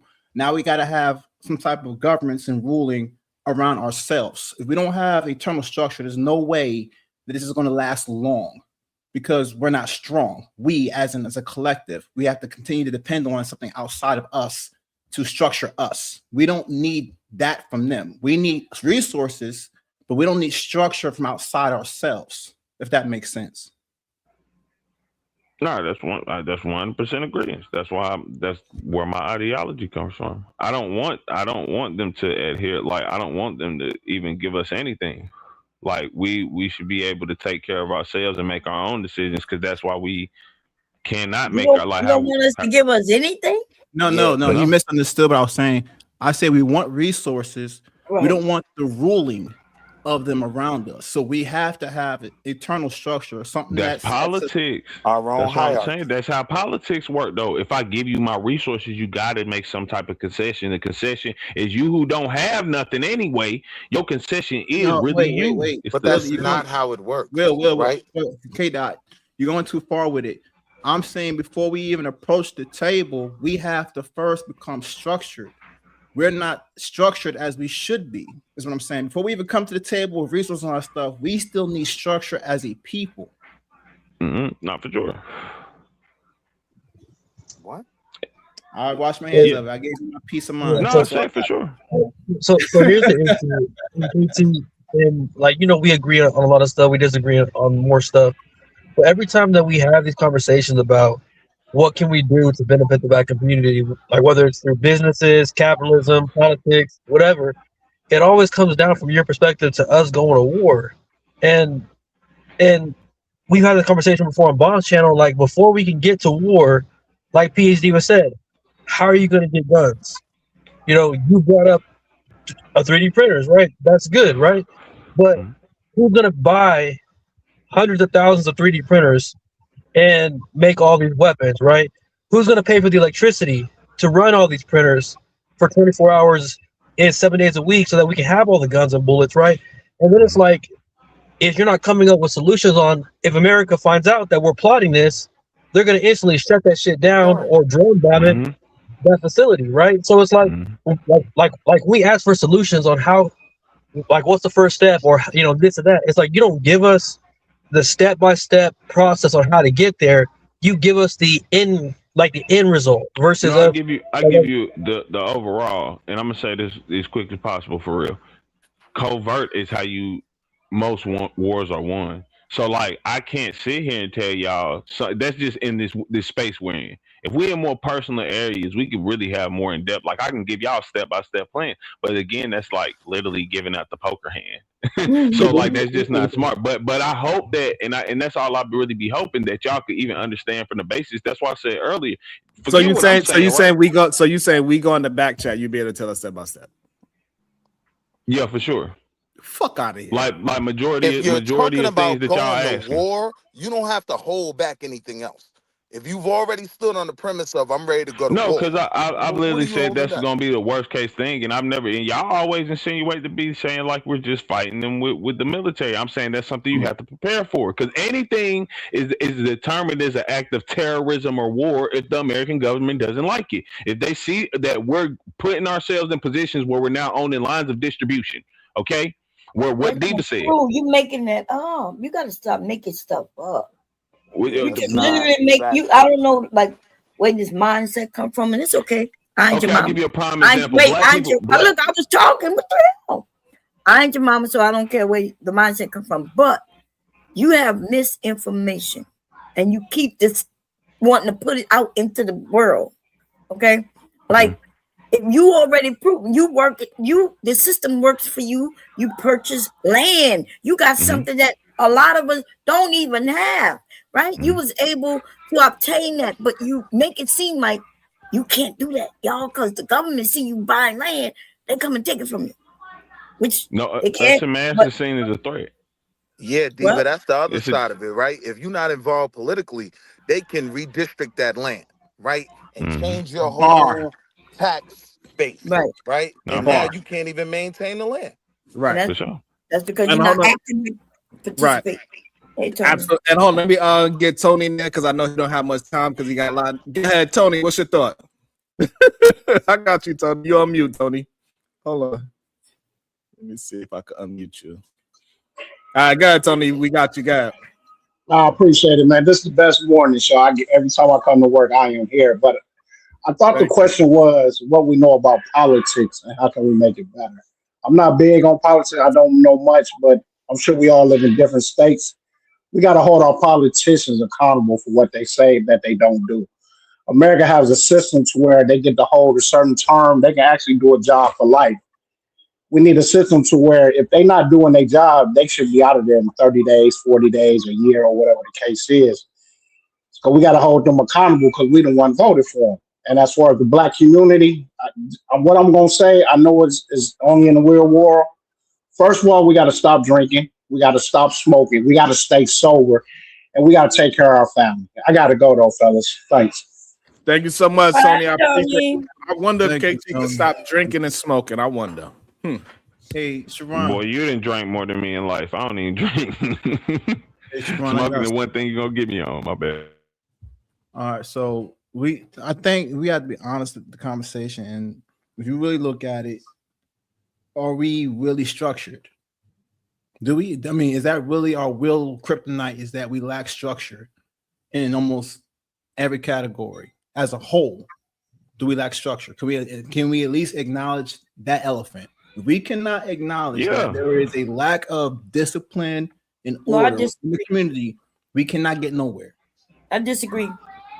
Other people are not structured any more or less than we are, and so that's one of the examples. That's one of the things we use in order to tear our ideas down, to stop it and prevent it. But that's I'm not trying to tear us. I'm trying to talk about us. It's the groups. I'm talking about just us specifically. It's not a comparison.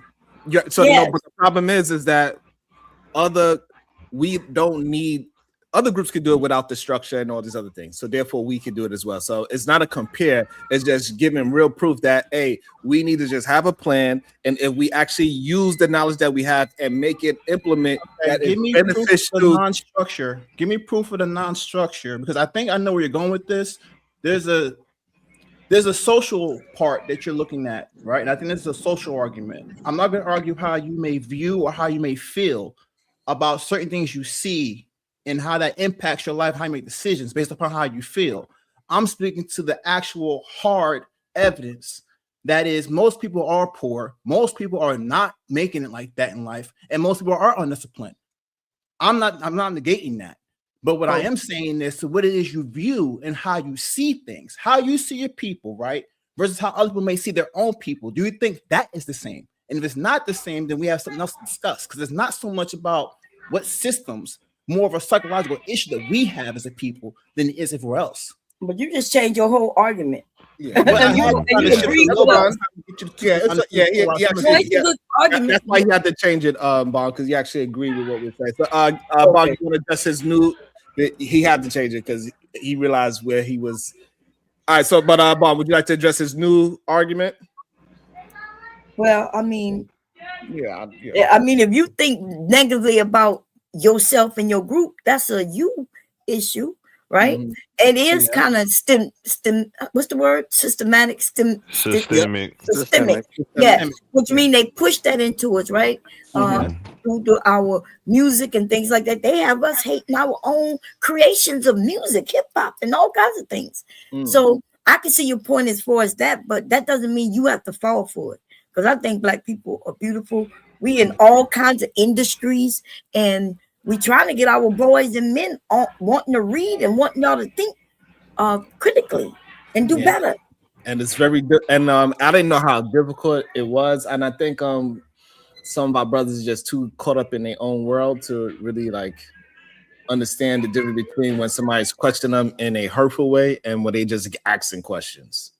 I think that's the issue that we're having. Like, so, you know, like when I was talking to Detroit earlier, he's like, so I don't know what you want me to answer. Like, I'm not asking you to answer in the way that I want you to. I'm trying to understand what was your mind frame, not even the other guy that just came up for the very first time.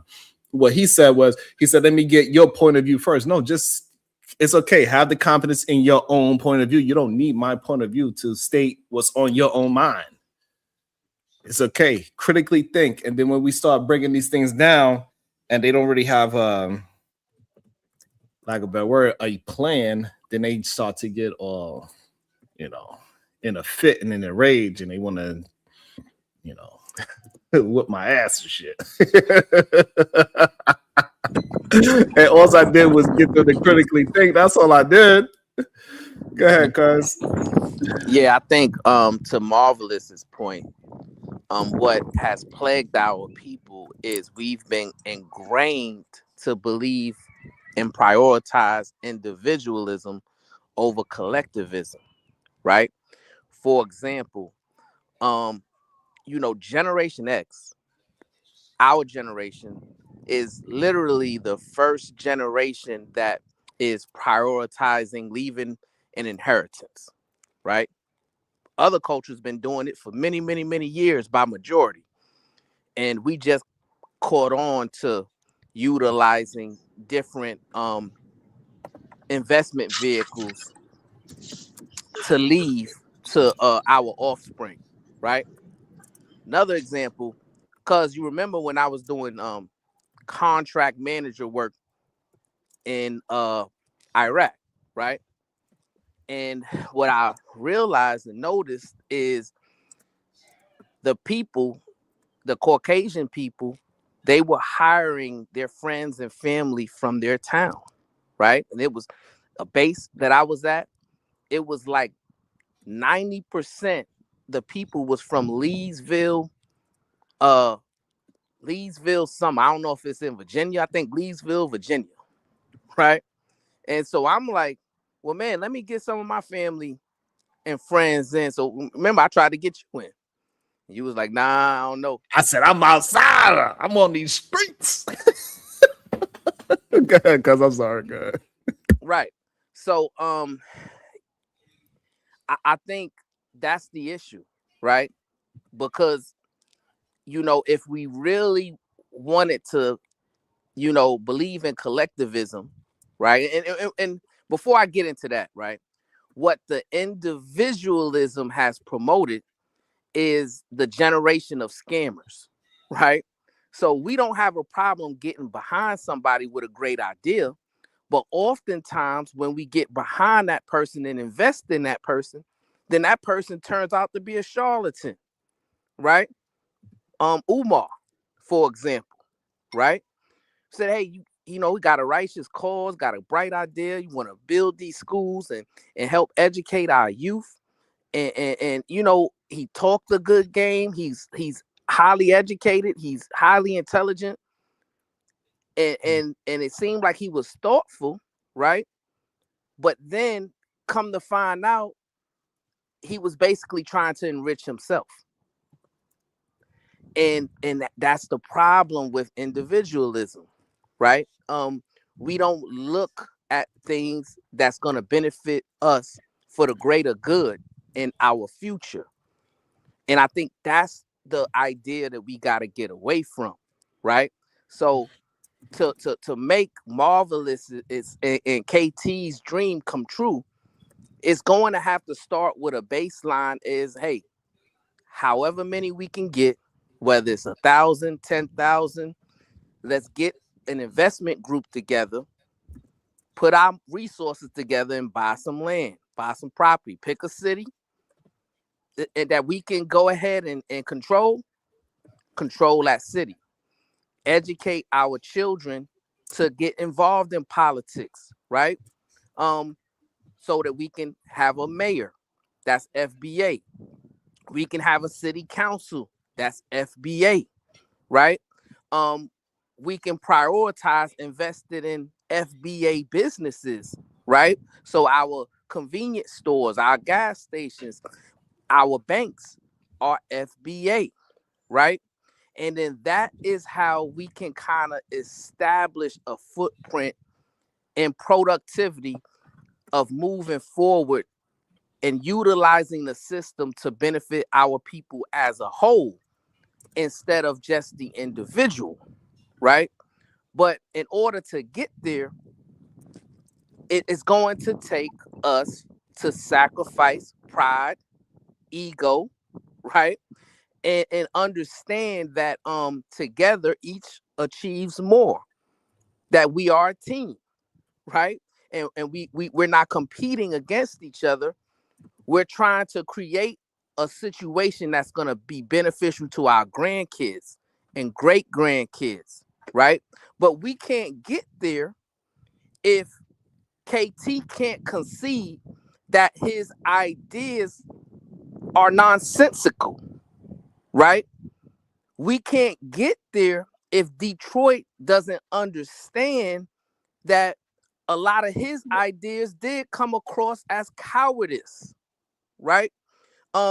We have to be able to concede that maybe, we don't always have the right answers, and get together in a think tank to say, okay, what resources and information can you provide? What resources and information can Wall Street Willie provide? What information and resources can Shadow the Titan Wasp and Bomb Cherry provide? And then we all put it in a pot and decide how we're going to move forward together. That's what's missing. And that's what can really, really change the equation within the system, right? Because to land it, we got to understand this, right? I've been to a lot of different countries in this world, right? And there's not a collection of Black people anywhere in this world, not in the continent of Africa, nowhere in Europe, nowhere in the Caribbean, that has ever came as far as we've came from the Jim Crow era up until now, which is less than 100 years, by the way. Less than 100 years. Black people in this country has persevered and produced to astronomical numbers compared to what's going on in Africa, and other where in the world when you talk about Black people. So we have the knowledge, wisdom, and understanding, the experience, and the history behind us to show that if we put our minds to it and if we sacrifice our egos, we can get it done together. But to Marvelous's point is going to take us actually coming together and providing a collective structure. Peace and love. Yeah. Now, So with that being there's only stated, right, there's two things I want to add to that when we said the structure part. Economic infrastructure is important. We definitely need economic structure. I've talked about how to do that within my own family, and I got plans for my family and how we can do that. And like you said, something needs to build up generational wealth, and then build that community around that wealth. But you all got to be on a particular page. There has to be rules established. Like me and my family, we actually have rules. And we can't just have anyone come into our family, just like your community. You can't just have anyone come into your community. It's the same type of discipline I'm talking about. Is if I'm telling you, as I'm speaking now on bigger terms, if we don't acknowledge that we have to step up in certain areas in order to have a solid foundation, we are going to fall behind. And again, and I'm saying we because this is what we're talking about. We're talking about us. I hate to have to compare us to other people because there's no comparison. There's no need to compare because we have different history, different everything. It's all different expression. But we have to first look at ourselves first and say, okay, what do we need? We need money. That's what we want. We also need structure. We need education. We need to be recognized. These are the three things I believe that we thrive for more than anything else: structure, resources, and recognition. If we, again, can establish that first, and I believe that comes from the individual first, starts with you, always start the first person, to then be an example and to what Brownsville is saying, attract more of those who are kind of like-minded in a sense, who follow your values, follow your principles. If it starts with 100 or 1,000 of y'all, cool. That's y'all community right then and there. Now, what we kind of get lost in this conversation is, how do we recognize those people? And if by doing so, is that going to end up separating us?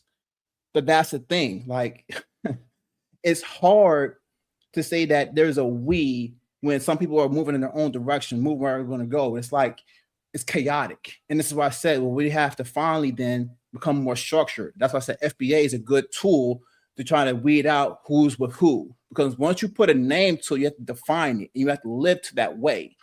But if we cannot even do that much with just laying the basis of what it is to be something and to be recognized and to be structured on that definition, we're not going to go far. We're going to have different tribes, I'm going to say, within the community that are going to be fussing and fighting about which way is the best way, or I'm going to go my way. And then the whole individual thing that Brownsville was talking about is going to be a continuing issue for us. So that's just my, plea on what it is, what we can do going forward.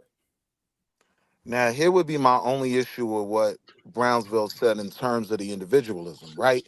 Many times what happens is if you get too many chefs in the kitchen, right, it ruins the meal, right? So even when Marvelous was talking about a psychology, right, when Brownsville makes that point, we're only like 100 years away from serious forms of oppression, and we have made a lot of progress. A lot of us don't even see that, right? So they just don't believe in what can be accomplished. And so now for me, when I believe in something and I have a goal and I want to work toward it, I don't need them in my circle.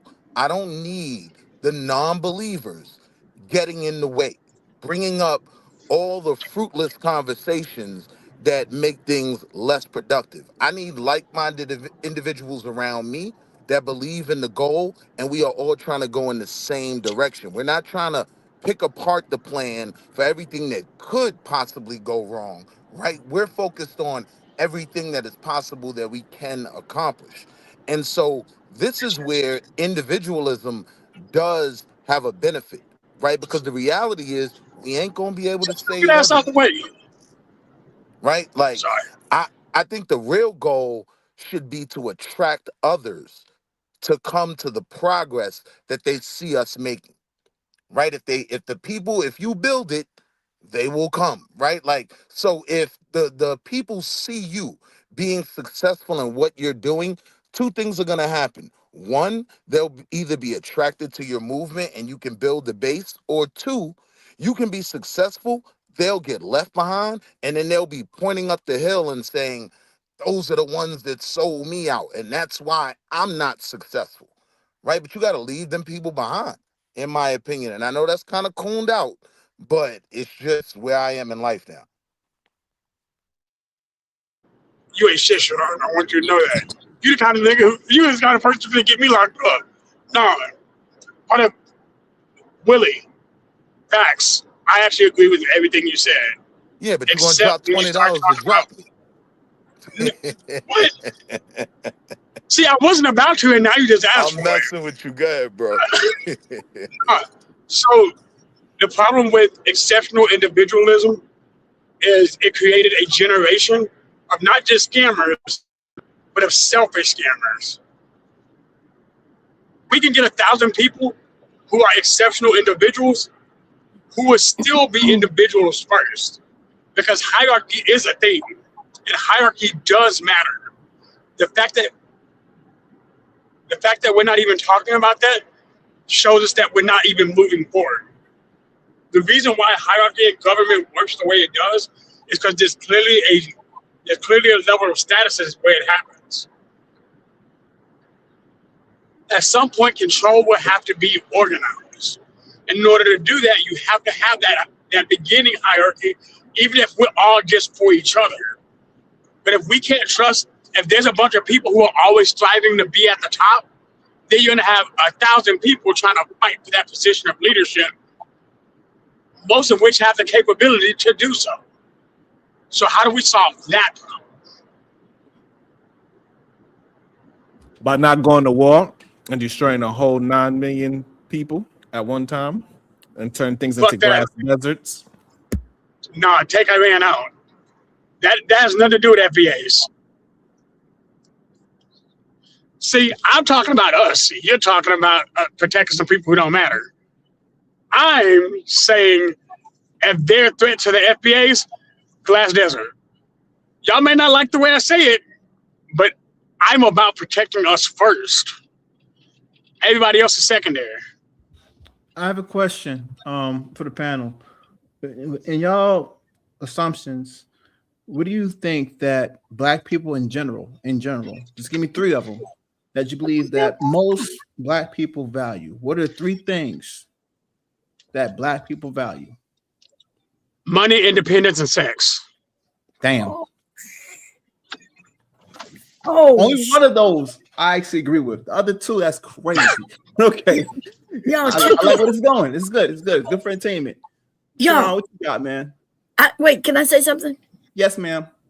Okay, I'm emailing, right? I'm emailing someone, and I started to talk about how we are a little more liberals, have to prove things because these Republicans are not, they just saying anything with no proof.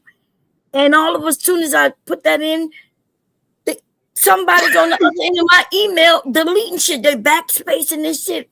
I'm in my email. I swear to God, these motherfucking people is in our emails. Wait, Obama, you saying they're live deleting you? Like yes, they're live editing you? Yes, I'm not even lying, y'all. They backed all the way back. I'm trying to stop them from, because they were using the backspace. And I'm on my phone, so it's not like I'm on my computer where something's sitting on the screen that might be sitting on the backspace. No, I'm not even lying. This is crazy. Check for a mirror. Check for a mirror synapse. Check for a mirror. See if your hard drive's being mirrored. You mean somebody might have hacked me and they got that. You being mirrored. Right. That's crazy work, yo. Marvelous. Hey, we were just talking about Cali. Marvelous. We were just talking about Cali yesterday. Marvelous. To your question, right? Yeah. A great philosopher by the name of Sheik Luch said money, power, and respect, right? Money, we respect money on a level that it allows us to have a certain level of decadence that has become common in America and how people measure themselves, right?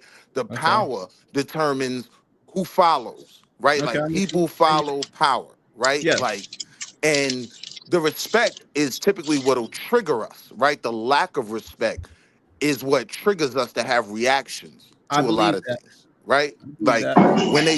when they do things to our babies, right? And these cops aren't prosecuted, that's a lack of respect to a certain degree, right? And so that'll trigger us. So now Okay. we outside, we get active, right? All right. So it all really boils down to money, power, respect. Like I hate to get silly with it, but you know, hip hop is my culture. And yeah, when I look at my people, money, power, and respect are the three things that really define the course of our people. So I can how do run you with that. capitalize on Hey, that? Yeah, Marvelous. Kula want to jump in on that part of the conversation too. Go ahead, Kula. Okay. Yeah, so it's I think the main three things in 3 words is life, family, freedom. That's what we represent as a community, in my opinion. Freedom. All right, cool. I'm tracking all this stuff down just so we can see where you're at. All right, continue. I'm with But see, Willie. Kulu, I would challenge that because we clearly don't Wait. respect life. Well, we don't have to challenge it yet. Not yet. Not yet. Everyone's All right. opinions first. All right. We'll get to it. We'll get to it. I'm tracking it. All right. So, Bomb, what you got? I got freaked out. I don't know what y'all talking about. Okay, let me. All right. Take it. I'm All right. caught here. Go ahead. All right. The question was easy. It was what do you think, in your opinion, broadly speaking, the majority of Black people, what do you think Black people value? What are 3 things that Black people value? Broadly speaking, what we value, it's unfortunate, but we value money. Okay. It's unfortunate that we don't value power because they're not the same. Okay. So we value looking good. Okay. Appearance. Okay. Yeah, appearance. And we value. We don't value family no more like we used to. We don't.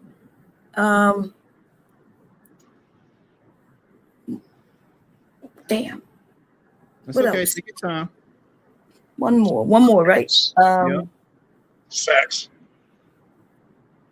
Oh no, but I don't think sex is one of them. Y'all not even having sex anymore, you younger people, like y'all used to. And I mean, besides on, you know, they also said only 40% of men 30 and under, you know, they have ED, and then 70% of men 40 and under over. Yeah, I don't believe that. No, it's true. I still don't believe that. This why you think they Shadow? Why you think they be so mad at me up here? They can't do their thing, man, and they be mad. Sharon want to come here talking about vortexes and shit. F Sharon. Why no, don't you they're mad at you because they're sending group texts to the people that chick they slept with, sending a group text to all her friends saying this ain't shit. Why you don't believe it if y'all taking ED medicine? You know that medicine is for ED, so you buying it. Go look at the numbers. That most popular pill being bought. I'm a healthy young Black man, and I take pride in being Michelangelo. So yeah, it's me. Yeah, but you might not believe it for you, but other men are on them pills. I think that's what's causing the problem. Though. Slinging dick is the least of our It problems. doesn't. Hold on. It doesn't matter what caused the problem. Oh God. It is a problem that men and the lack of testosterone. That men that's KT age that smoke weed, they have a problem. Well, my daughter's 6 months. I don't know what's wrong with them. I don't know what's on. All right. So, Bomb, we'll get back to you later. PhD Diva, Okay. can you answer the question if you're there? PhD Diva? We'll come back to you later. Brownsville, I saw your camera mic up. Give us the answer. What your opinion is on that? Before you go, cuz they also want to know, Marvelous, why are you stuck in Sin City? I like being in Sin City. I got a lot of stuff going on. My wife, she does her stuff too, but you know. And for the people that don't know, that is a cosplay reference. A lot of people don't know about. Hey, keep playing with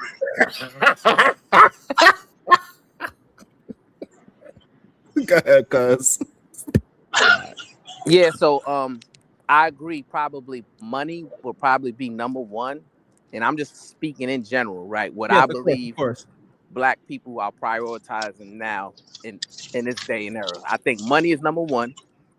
I disagree, and I don't even know why World Street Willie said this. Power. Black people aren't prioritizing power. That's nonsensical. You can't, substantiate that argument. Well, you didn't say prioritize. You said what they basically what they Respect. value. They value power. No, I but would if you argue value, that they value it. But Marvelous, if you value power, right? That's Yeah. something that you're going to be consistently attempting to obtain. Oh, I think Black people are consistent with trying. They may not know how, and we'll get to that later, but they definitely want it. Nah, but I'm talking about from the element of following, right? Like people follow those in power. Hold on, Willie. Though, let's really think about it, right? Mm-hmm. We have a hard time getting our people to educate themselves. This is true, right? I was going there with that, and you can't obtain power without education, right? This is facts. Respect, no, definitely not. That's Okay. insane. Think about this, World Street Willie. We have a difficult time trying to get our brothers to respect our women on the panel. As soon as a disagreement ensues, guess what happens? Oh, you a H, you a B. You want to put down and use all this profanity. We have a difficult time trying to get people to respect themselves, right? Brownsville, I don't know if you understand the question he asked you. Yeah, I was gonna say Brownsville. We don't want to. I understand. Nah, he get it. Yeah, we don't want to dissect our opinions just yet. We want to give our opinions first, and then we're going to see where we have a common line, and then break down why we're not on the same page. So yeah, but I do want to get that right to now, the point of and then we can break it down. You're doing later. Yeah, first thing, hey, do anybody know what Uda's talking about? And Shadow, look, you ain't the only one. Yeah, Uda gotta hit the panel. What's I looking at? My baby, she make masks. That's cool. Yeah. Uda, you've been called to the front of the congregation, sir. Yeah, Uda, you gotta pop out, man. You gotta hit the panel. What's going on? So, here's the thing that I think we, by and large, prioritize as a people, right? Okay. Money, family, and devices. Define that one. Give me another one for that with devices. Right. Whether it's devices. Oh, right? Devices. Okay, got you. Right. Whether it's the phones, whether it's the laptops, whether it's social media. I think that's what devices like electronics. I'm just trying to make sure I understand. Devices like Miami Vice. No. Devices. That's right. Devices, right? Because I believe our people, whatever. We live in a time where our people spend the majority of their time on devices. Gotcha. Whether over interpersonal communication. Okay. So we have more communication on these devices than we do in person. That's the point. Okay, I can respect that. Let's see. Who did we not get yet? Besides PH Diva, Shadow, we got yours. Yours is some bullshit. But I should put it in there again. You said, what was it again? You said money, sex, what else? No, really, I'm serious. What did you say? He said money, sex. That's it. And what else? Family? No, he didn't say family. He said something else. Shit, I forgot. You sound like you got something in your mouth when you talk anyway. Paul. Oh, Lord. You know I gotta mess with Shadow, you know. Bob Cherry, what Black Beauty talking about? Oh, well, Bomb is distracted. She got to figure out what's going on, how people got her mirror on her stuff. So, but Black Beauty said Uda been crashing out. I don't know. He said some stuff about Brownsville just now. Uda crashed out on our sister. Yeah, that was yesterday. Yeah, yesterday on PhD. Nah. He crashed out. Brownsville had to come up. Yeah, Reese. I was watching last night. I ain't gonna lie. He came up out of thin air and was wilding. So, but why he's saying that he want Brownsville to say something? Anyway, if you want Buddha to come up through and you can explain what you want to be held accountable. Hit the panel, my brother. We're up here. We can have a conversation. We don't have to have a conversation in the chat. Hit the panel. You've been called to the front of the congregation. You a sucker, Shadow. Yeah, what did Shadow do? Why he a sucker? I'm trying to read this. Just go ahead and do the slap, man. No, I'm not in the comment yet. I'm doing something else. So you got time before I guess you saying that. Let me go check. But anyway, get ahead and talk while I go check. Money, sex, power is what I said. I think money, sex, power. We don't want no power. Yeah. No, we want power. We just don't have it. We want power. We just don't know how to get it. I think even in relationships, men are like, I want to be in control. Like they want the power in hold on. They want the power in that relationship. Y'all don't understand. We desire power even when we're not doing shit to get it. No, y'all desire control, but that doesn't equal power. I agree with you. Hold on. What you saying? What you saying? Bomb trading Willie.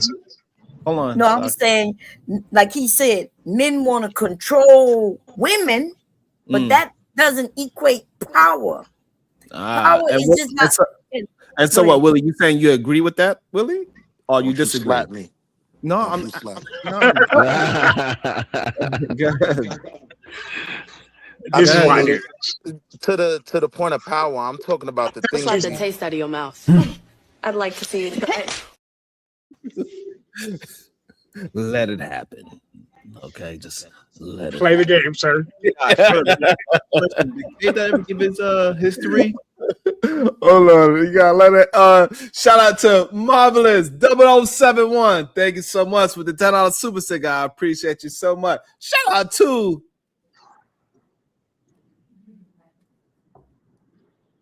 Yakub Eliavitz. Yakub Eliavitz.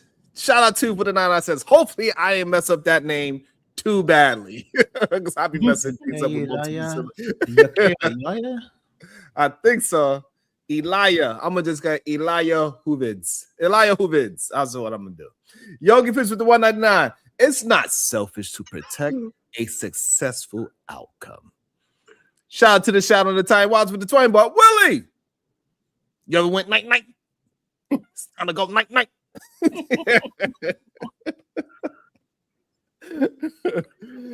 literally asked for it. He literally asked for it. So do y'all understand that power and control is not the same thing? I do, but I don't believe a lot of people understand that. I believe most people think control is a means of power, and that's why they try to conflate the two. What I'm saying is that us as Black people, whether we're male or female, desire the power of not just ourselves, but even those under us and around us, and so we can have a level of freedom that most people can't obtain. We would do whatever it takes to obtain that power, whether it's through money, sex, or power. I'm telling you, power is one of our biggest cruxes. It's the things we desire. It's the things we desire. No, listen, first you said you desire it, but you don't know how to get it. But then you just said y'all do whatever you can, but you're not doing whatever you can to get power. You just want to control the one nearest you, the one easier to control, and that's not power. Because power. So, is it a misstatement to say that we want power, but don't actually know what power is? You want something you don't know what it is? Absolutely, all the time. There's people who want money that don't understand how money actually works. But they know what money is, though. There's people who want sex that only understand that it's a pole and a hole without realizing that there's a lot more to it. Like I'm saying, just because you don't truly understand something doesn't mean you can't covet it. I'm just saying, like, I understand why you're disagreeing with me, but I'm saying if you put it in perspective, what the question Marvelous asked is, what are things? Examples, baby. That's why, like your example. It's almost like y'all don't want to just say, okay, You're right, Bomb. They're not the same. Because at first you said they were, and then I said they're not. And then now you're like talking about sex in a pole in a hole, and like, come on now, we ain't got to go to that level, right? Of sex. But no, all I'm saying is that's one of the things I said. Yeah, you want something that you don't even know what it is even more dangerous than you getting it. If you know what I mean? Because if you don't know what it is, then maybe you shouldn't have it. Maybe that's why you don't got it. I even agree with that. Okay. Okay, he froze up for a second. Sharon. He asked a very specific question. And that question was, what is it that we actually want? What are our driving forces? And I believe power is near the top of that list because of all the things everybody else has listed so far. You all want power? It's okay, guys. Remember, this is just our interpretations. This are our opinions, okay? I'm not going to say there's no right or wrong, but I'm just glad we were sharing. Now, Sharon, you're the host, brother. I need to know. I selfishly, I want to know, what do you think? What are your top three? What do you think about it?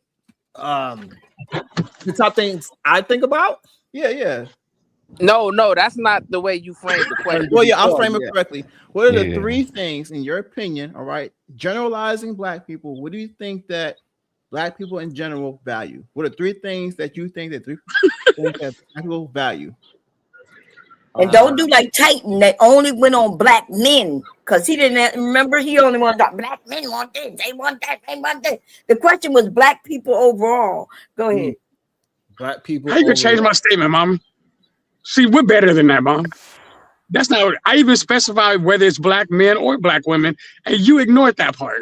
We don't want power. Black women, like the idea that you claiming that we want sex. I'm sorry. It sounded like you were talking about Black men or men. That's it. But okay, I apologize if you think we all want sex. Nah, I think everybody want power though.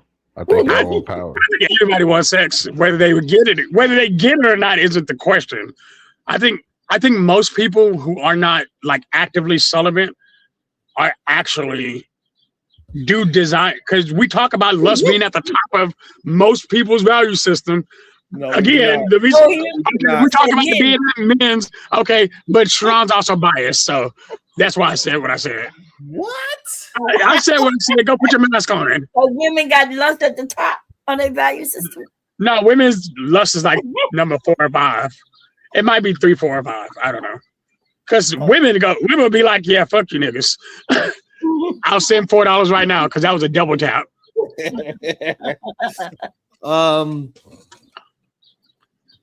I think what I noticed is that what it seems like from being on social media, at least, it's hard for me to determine it from a personal perspective because of the people that I be around.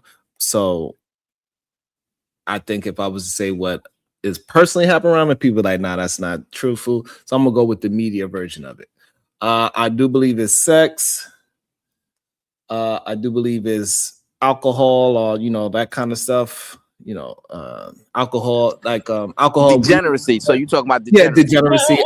Yeah, sex, degeneracy, and the third one, sex, degeneracy, and I believe also at the same time they want to have love at the same time. Now that was interesting. And I think that's why I think that's why we in this contradiction that we always had, and we can't get it to settle for real. I think that's what's be happening, or at least on media wise. On my personal level, shit, we want to get that money, we want to travel, and we want to get that business and freedom. You know what I'm saying? We want freedom, financial freedom. That's on a personal level. I'm just saying OnlyFans exists for a reason. I don't mean to be that guy, but sex not being at the top of that value system, but OnlyFans is one of the biggest industries in the world right now. Yeah, but that's also big white YouTube. Men. That's mostly white men. You know what I'm saying? That ain't population. Back. Oh, huh? Deep in the back. She said, bring up. Oh, there she goes. It's about time. Where your ass been at? Who you was cursing out? Nobody. I was having somebody do something for me. So. Not when we having a conversation about what was the top 3 things. I need an adult. Power. Instead of saying pineapples, we're gonna say coconuts when things are getting too grown. So after Diva saying that, coconuts. But Diva, we was recalibrating. Diva, Brownsville got he had a question for you. Says I'm glad you're back. Marvelous and Brownsville both have some questions for you, brother. Yeah, so Diva, you made the retort that we can't prioritize education because we're not educating our children, right? Mm-hmm. And I disagree with that. Mm-hmm. I believe that when we send our kids to public education, they're just teaching them the basics, right? Arithmetic, literacy, things of that nature. But the bulk of the education in terms of life skills has to come from the parents, right? For example, I have 2 teenagers, right? You know the latest book we just read together? Financial Literacy for Teens, right? By Michael Thomas, who's a college professor, right? We went and read that book together. And I also read that book with my mentor group, right? The next book we're going to read is The Black Enterprise in Investing. And I believe the author, I can't remember his name. I have to get the book. But that's the next book we're going to get into together. So I believe nothing is new under the sun, right? Everything's already been written in a book. And part of our job as parents is to educate our children on how they need to move forward in this capitalistic world, right? Because if they learn and how to utilize those tools to their benefit, then that is how we can move forward and allocate more resources as a people. Peace and love. All right. I like what you said there, brother. One thing I want to add as a caveat, when we talked about things that we value, that we identify as far as I'm sorry, can I respond to him first? Because you finna say something different than he's saying. And so yeah. Yes, Steve, go ahead. Thank you, sir. So all of that's wonderful. The thing is, when we say, oh, well, the public schools are teaching them the basics, reading, writing, arithmetic. How do you teach a child how to read? You got to have them read. And so now what? Slap them on the back of the head, but good. You can do that too. But right. So part of the process of teaching children to read is having them read books, right? Jane saw the cat, or, whatever. Okay. And so you have to then factor in, okay, what are they training your children how to read using? Is it any books that's going to have, be relevant to them, or right? So we're already programming them at these very young ages, simply by virtue of what we're putting in front of them to teach them how to read, right? So when I was coming up, Jane, seeing Spot and, all that other stuff didn't have little kids who looked like me in those books. So we already starting with a problem, right? The other thing is, with a lot of the other subjects that are being taught, there's a vantage point. It's being given to you. The information is being sourced and disseminated based on a particular person's vantage point, and it usually ain't ours, right? And so there are any numbers of issues surrounding letting these people have access to your children. One of which is the fact that their teachers are almost all, I think it's like 85% white females. So there's a whole lot of issues that come out of that, right? So we have boys being suspended, black boys being suspended at high rates for doing the same stuff that everybody else doing, all the other kids doing. We have the what was that saying? Is it's not the racism of low expectations, but it's the something of low expectations, right? Plenty of research in the education arena showing that black kids perform worse. One of the reasons, at least, black children perform worse is because the teachers have lower expectations of them, and the children perform to the teachers' expectations.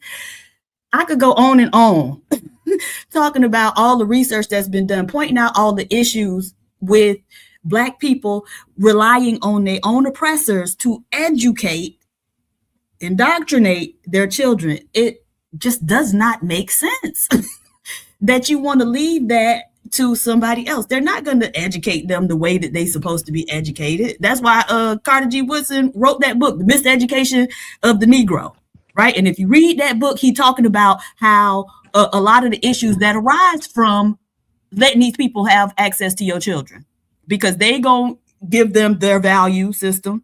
They're going to give them the standards that they set for themselves. Not you. Not you. That's but why we feel Carter sorry G. Woodson, right? He also said that the bulk of your education has to come from your parents. But that's not what happens. And so no, we but can that's live what in should happen. But okay, exactly. And I was going to say, we can live in a fantasy world where we say, oh, well, this should happen, but it doesn't happen, right? The average person ships their child off to school and don't really think about that child's education until they, something happened. The teacher called them. You get what I'm saying? So we leave this and we pile all types of responsibility on teachers in the schools. Now they got to feed them. And some of them, they got to give them a place to wash their clothes. Right? So every day we offload and more responsibility for our own children onto a system where we know the people ain't there to help us for real. And that system is there to disadvantage us. Look, folks can do whatever they want. But I'm just telling you, we got a long history of research, and the common sense of it is handing your children over to be indoctrinated by another group of people. The same people who got their foot on your neck. You're never going to be able to make that sustainable. But the issue that you just articulated isn't that our people are being wrongly indoctrinated.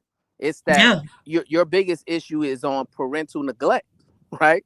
No, because you agree with me that if we were, because here's the thing. The reason why I call it the basics, because it is, right? They teach arithmetic.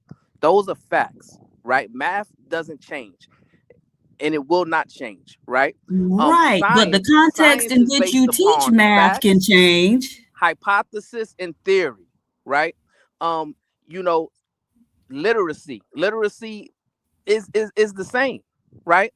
Life skills it's is what's not missing. If they're putting little book with a white Jane in front of their children. And then you said, why they can't learn to read on the black book? Now I agree with you on a perspective, Queen, which is why I brought up 2 books authored by black people, right? I don't care nothing about that. Right? Your children are teenagers in high school. Whatever they didn't get, it's already too late for them. I'm talking about little kids, right?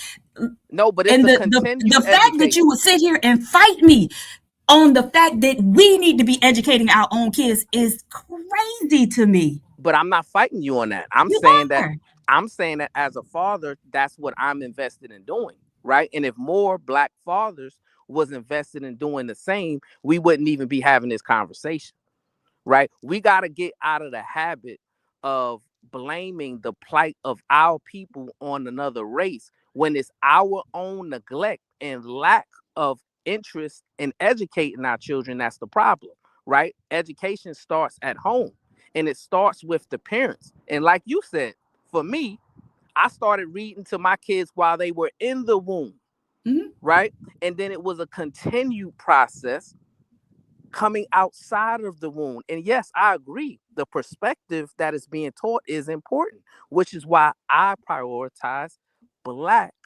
scholars, black authors, right? Because if I'm wanting to learn about investing, I'm going to go to some Black people who've already been successful at it from their perspective, because their perspective is going to be similar to my perspective, right? The same when it comes to financial literacy, right? Which is why I brought up those two specific books, so that the audience can get those two books for their children, right? Because people might be listening. They might have teenagers who need to know about financial literacy, need to know about investing in this stock market, this S&P 500 that has been doing so well for decades, right? And they might not understand how to educate them. And that's why I said the information is in a book. And there's a lot of books authored by our people who can help get you that knowledge, wisdom, and understanding that's going to lead to your success. Okay. So staying on the subject, Miss PhD, but I understand what you're saying. Also understand what It's Dr. PhD. Dr. PhD, but and also there we go. Don't call me Miss. I hate being called Miss. I apologize. It's a habit of mine. So I apologize. PhD and the Brownsville saying it's true. On both aspects, it is something that you have to infer yourself. It's something you have to put in. So what you invest in your children ultimately is what you're going to see grow forth. But thing is, the investment problem is probably likely the issue when it comes to the Black community.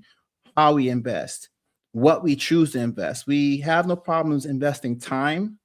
I don't think we have a huge issue when it comes to investing money into certain ideas. But when it does come to education, I don't think there's a lot of investment in that per se with the children. To Brownsville's point, you're supposed to be the person who, for your child, you're a child in the day. You would think that you invested more in them than someone outside yourself. And that is where certain identities of a person, an individual, how they get impacted in what you see produced in the end result. So if you want Black people to be more, again, a certain level of success, depending on how you invest in them, that's how we have to attack first. And I think we do need a pipeline, some type of education within the Black community. But first, before we even do that, we need a vision. What does that even look like? How do we address our vision of what it is we want to see as a people, as a community?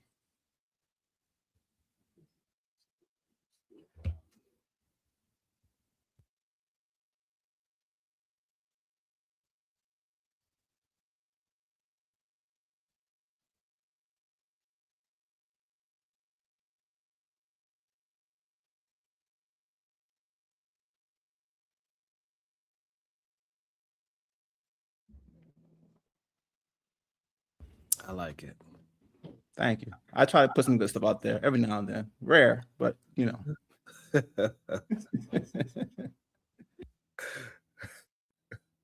Uh-oh, you're in trouble. Welcome back, cuz. So what did I miss? Damn.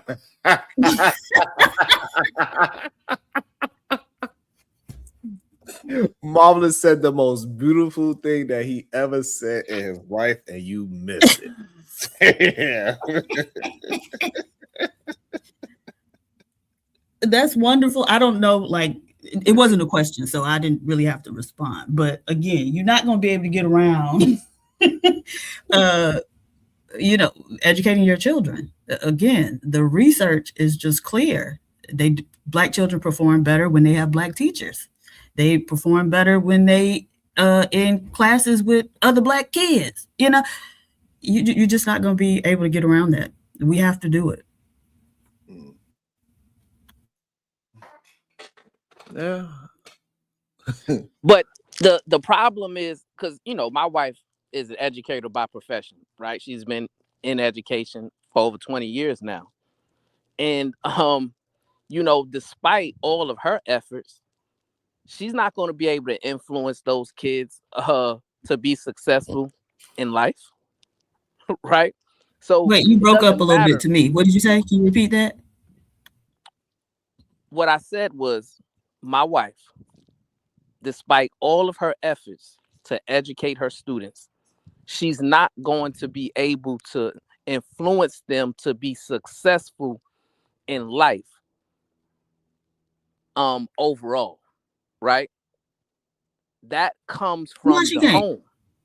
No, there's plenty of people who will talk about how they had a teacher that saw something. Matter of fact, I just a couple days ago saw it was a black man who got a PhD, and he talked about. Wait, no, he became who?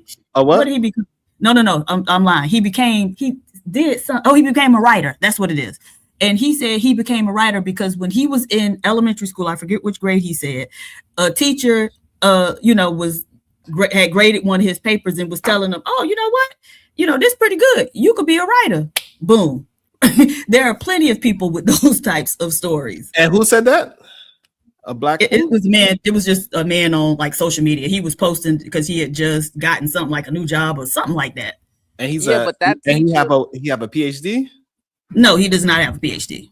That teacher, I'm thinking about that teacher planted a seed, right?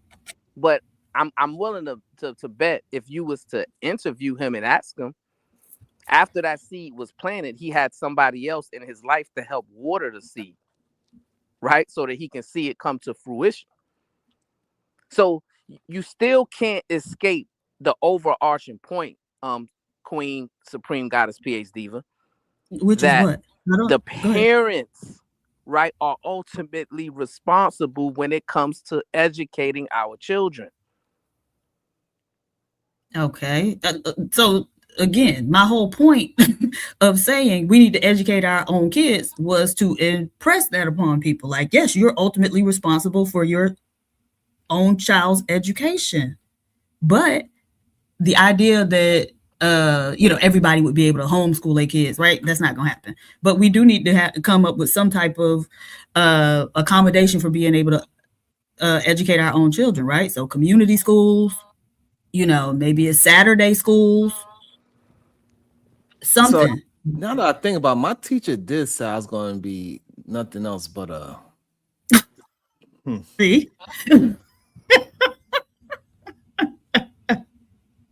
So what you're basically saying, Miss Diva, is we need educational sovereignty. Well, you got educational sovereignty. Ain't nobody making you send your children to them white folks to be educated. We choose to, right? Yes, I'm talking about the group of us in general. Just saying, right? That's what I'm saying. We can choose to educate our kids however we want to. We just don't choose to. Right, and that's why I was arguing with Detroit ass earlier, talking about our rights is being. No, it ain't. You got a right to choose your own goddamn rights and fight for them the way how they need to be fought for. Just because somebody said no, you don't, doesn't mean you're supposed to say, oh, okay, you take my rights away, you little punk coward. So then we just lack vision as a whole. Then, not as individuals. Of course, we have individual visions, but we don't have one for the group in general. No, we lost our warrior spirit to actually do what we have in our mind. So, hey, I want to homeschool my kids, then go ahead and do it. I want to go out and protest, go ahead and do it. And just because somebody says don't, doesn't mean like, well, okay, I don't have the right to do it anymore, and turn to Igor. Do what's in your mind, become the warrior class that you claim that you are, and do it. But a lot of people that claim that they are the warrior class, they are the main ones talking and ain't doing. So then that goes into another part. Then, it sounds like they don't love themselves. Oh shit! Because if someone can sway you so easily, like if someone outside of you can tell you who you are, and you don't even give yourself the opportunity to, hey, wait, stop. This is who I am. If you have to flee and move so easily by someone else's words outside of you, then that's kind of a problem in itself right there. Like what are we talking about?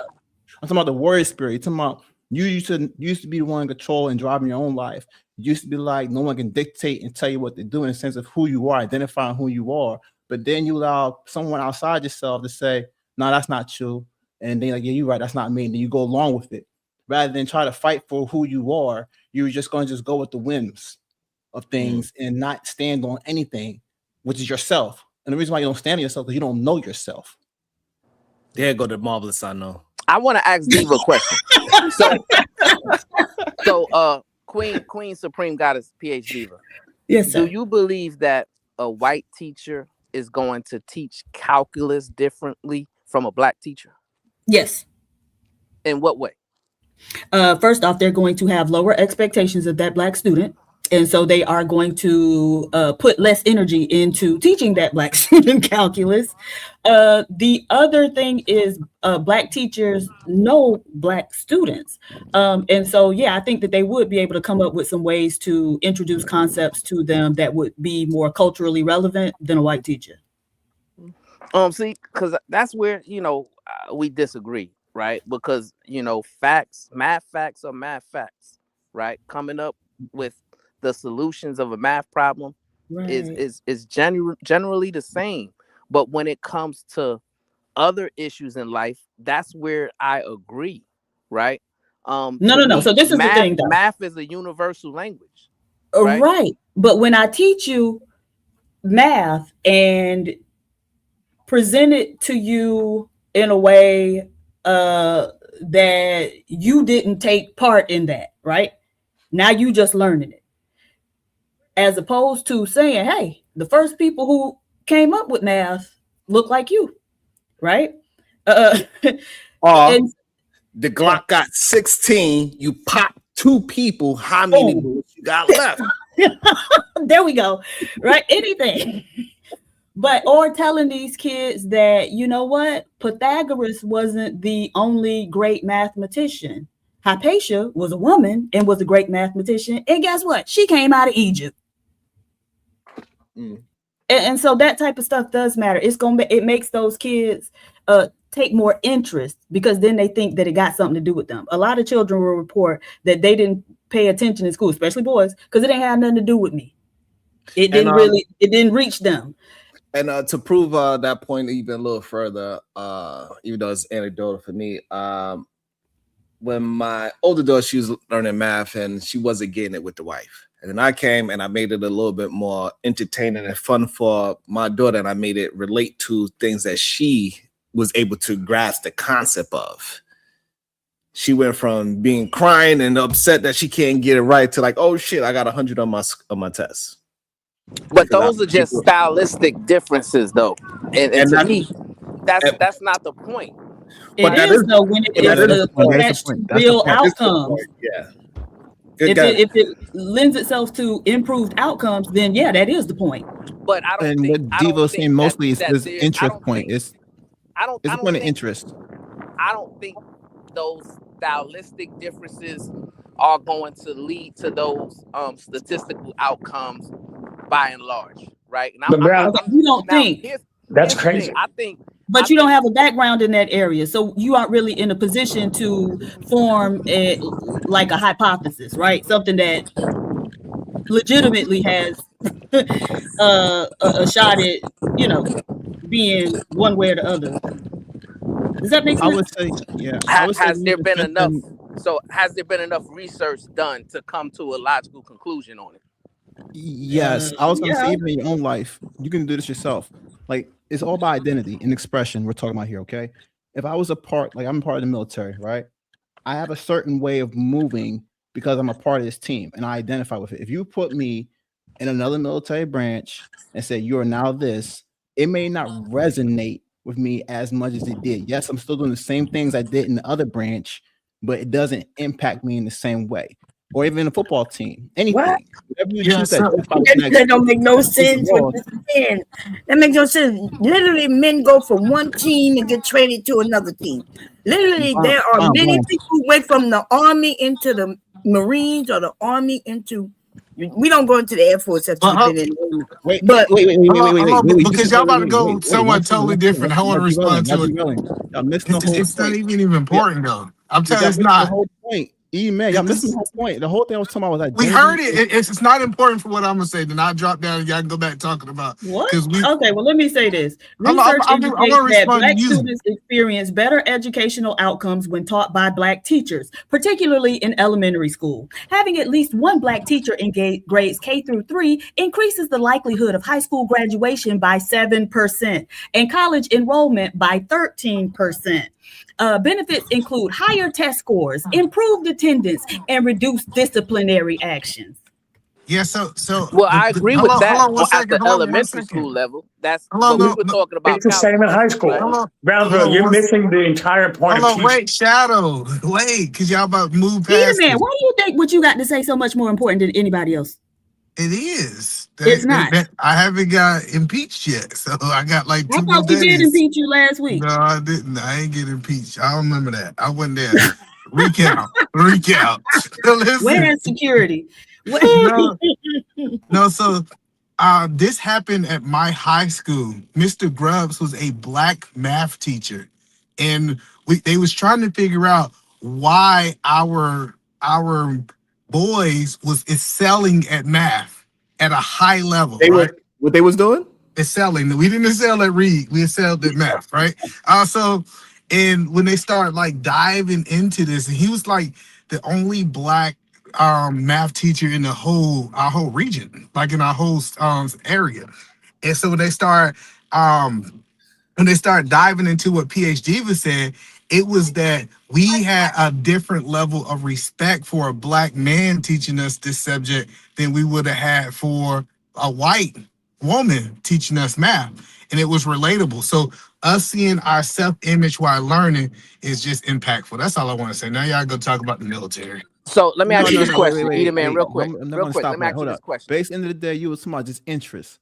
What are your interests lie to? What PhD was talking about? That's all I was trying to get to. Whatever your strong interests are, you're gonna be more invested into it. That's all this is we're talking about here.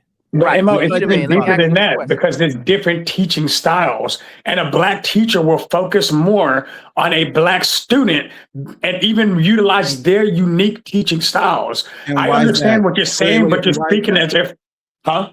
Why is that? Why would the teacher do that? Because they can generally correlate with that. Like I had one black teacher my whole life, and I still You're remember her to this explaining day. You're explaining the talent, but you're not giving me the motive. So the motive, hold on, the motive behind it is because they actually they'll actually care about the acceleration of other black students. They have an interest in it. That's why. They have a vested interest, right? That's what I was saying. Thank you. But Mo, I was agreeing with you. About to be a situation.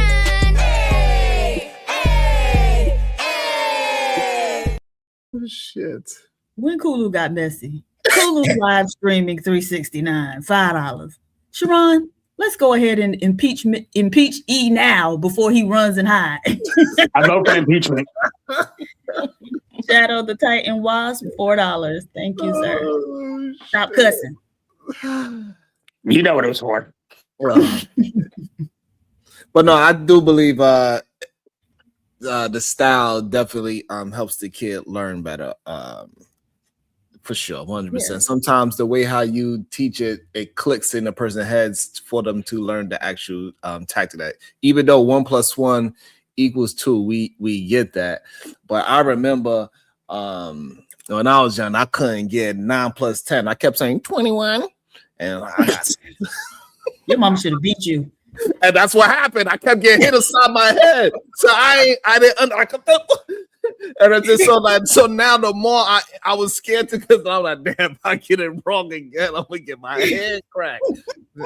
I said 9. Like she thought because she screamed it louder. Yes. I was supposed to get it 9 + 10 equals what is it? Say it again. 21. No, you. Hey, Sharon, why you didn't tell me I got impeached? Bro, you was here. I was not here. You did. You was here when it happened. When they did the I vote. thought he was here. Yeah, you was Yeah. here when they did the vote. No, I wasn't. That's good to know. But you know, I it's like I mean, I what can we really say act the about fool now. doctors. It's the same issue we have with doctors, right? They're not gonna treat us the same way a black doctor gonna treat us. That's just in any arena. They never gonna be for us what they are, how they are for each other. And neither should we. And also the confidence and the confidence piece part as well, right? Knowing when a teacher, parent, or whatever is teaching you with the confidence that they know that you are going to get it and you have the skill to get it. It's just a difficult thing for you to understand right now, but you are going to get it, and they teach you with that energy that you have the skill to do it. It gives you a boosted confidence into learning it and to try harder to learn that certain thing that you are struggling with. So yeah, so the intent of the person teach you matters as well. Yeah, but also I believe that diversity can also help propel you further, right? Just in a competition aspect, right? But it doesn't. See, this is the thing. We be thinking, but we don't be studying, right? And so we address this issue when we look at Black graduates from PWIs and compare them to HBCU graduates, and the HBCU graduates outperform them. And why is that? What is the reason why they're excelling? Because at a higher level. We not just numbers at HBCUs. They actually give a fuck, and they will get on your case. Your professor will call you and be like, "Hey, why you ain't been to my class in the last 2 class sessions? What's going on with you?" Right? So they're much more. Whereas when I went to a PWI too, a lot of times you're in like an auditorium. They got hundreds of students in there. They ain't studying you. They don't even know if you ain't been the last 2 classes. So you believe that the competitive gene across races should come later? What competitive gene? The competitive gene. Like if I'm in a class with an Asian and I'm in a class with a white, and me having a competitive spirit to want to do better than them. Oh, well, see, this is the thing. When you at an HBCU, A, you already know that you're better than them. And B, you know that the people around you better than them. And so you actually trying to keep up with them.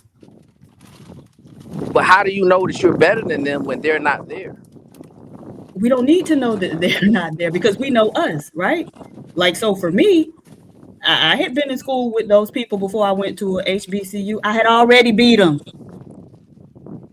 And so now what I need to sit next to them in my African-American history course for to know that I'm better than them. A part of the issue with a lot of us is we have a compromised self-esteem. Hey, because I know my show is better than Israel Mill's show without being next to him. So you know what? No, fuck you, no. No. No, you're not gonna do that. Look, I'm throwing a tantrum from here on out. That's my tantrum for 2026. But that's a logical fallacy because, see, here's the problem. If that was the case, Supreme Goddess, right?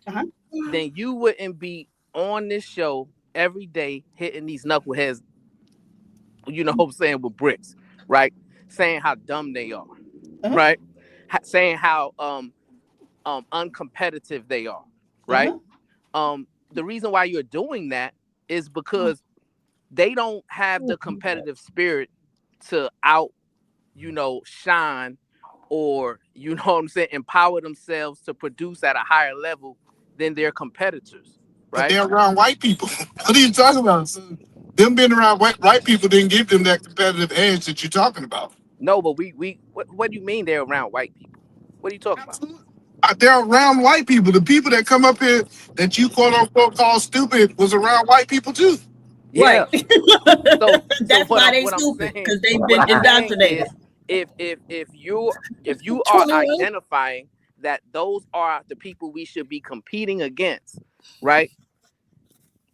I believe we should encourage people to compete against them in real time and not say, well, no, you need to go into your own sector and don't worry about them. We gotta compete.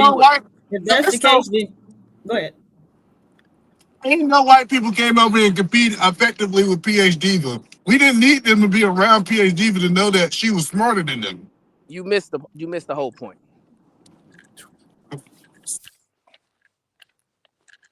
What? So the competition is in the real world, right? So education is supposed to prepare you to go out into the world and do whatever it is you're going to do. So that's really the training ground. So how come when we ask these knuckleheads, what's the last 5 books you read, they can't tell you? Because they have been educated and indoctrinated by white people. So they've been raised in a white household, all of them? No. They went to school and had those white teachers who had low expectations for them and who didn't pay them no attention. That's what happened.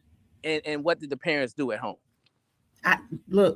Because my kids go to a school that is multicultural, right?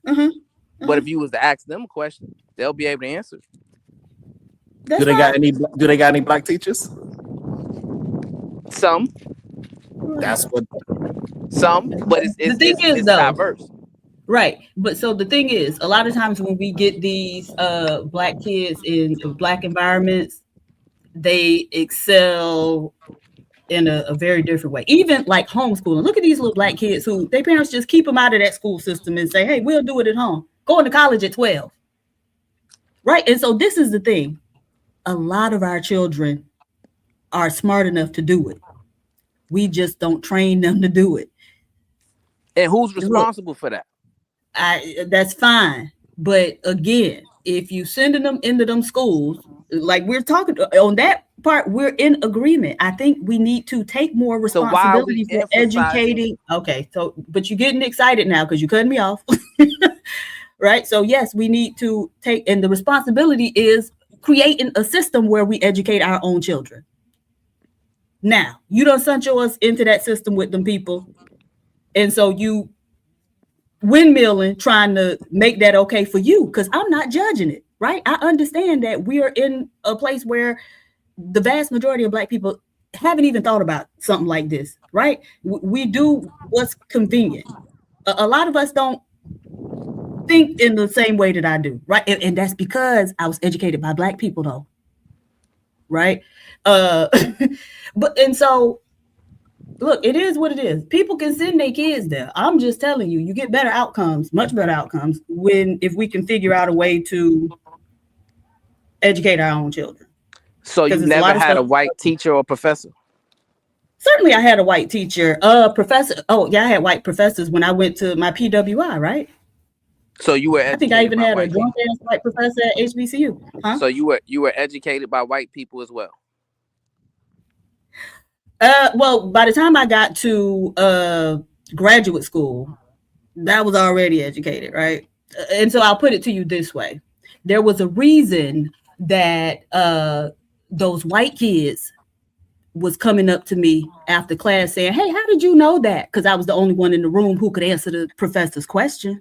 You lucky I wasn't there. And that came from my PWI. Right, I am. But I'm talking about prior to college, right? So in your, early childhood education, intermediate education, high school education, were all black teachers? No, but now you just stepped on the landmine because I'm finna tell you how I came to this way of being.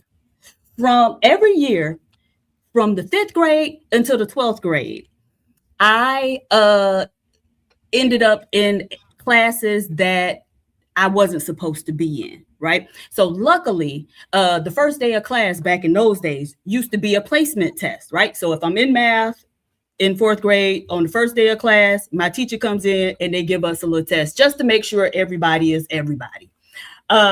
Inevitably, the next day, the teacher would call me out of the room and say, hey, you're not supposed to be in here. I'm going to go and, change your schedule so that you are in the advanced or the honors math class, English class, reading class, whatever it was. Every year from the 5th grade to the 7th grade.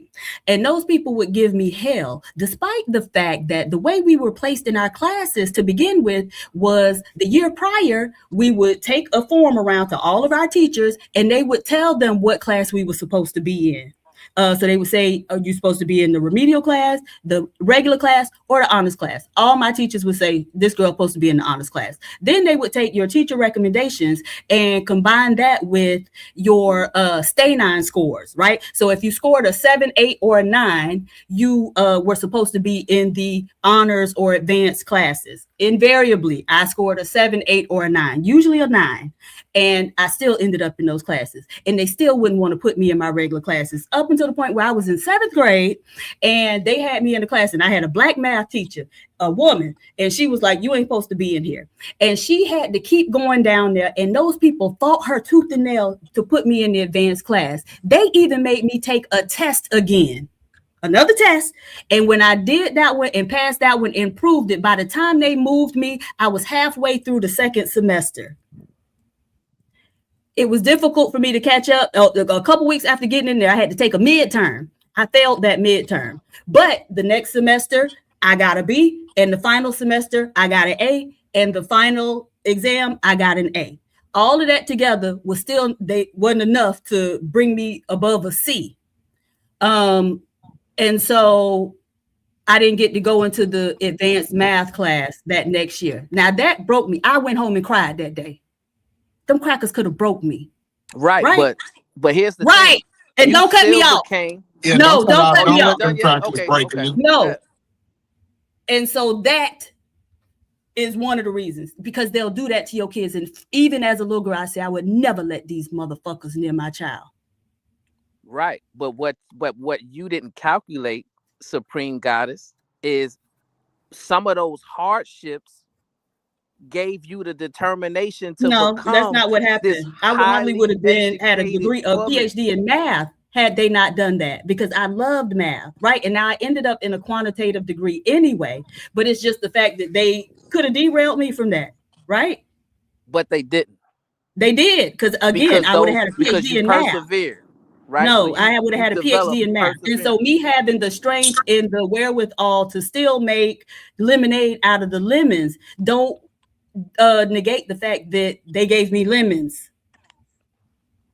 Right, but we can tell, hold on, Eda, man. We can tell all of these men run from you just based upon how you articulate yourself, right? That you developed the callous of determination that's unshakable.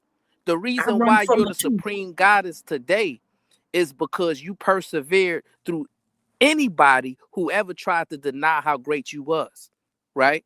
So we understand that, yes, if you didn't have to go through those things, maybe something else would have happened, right?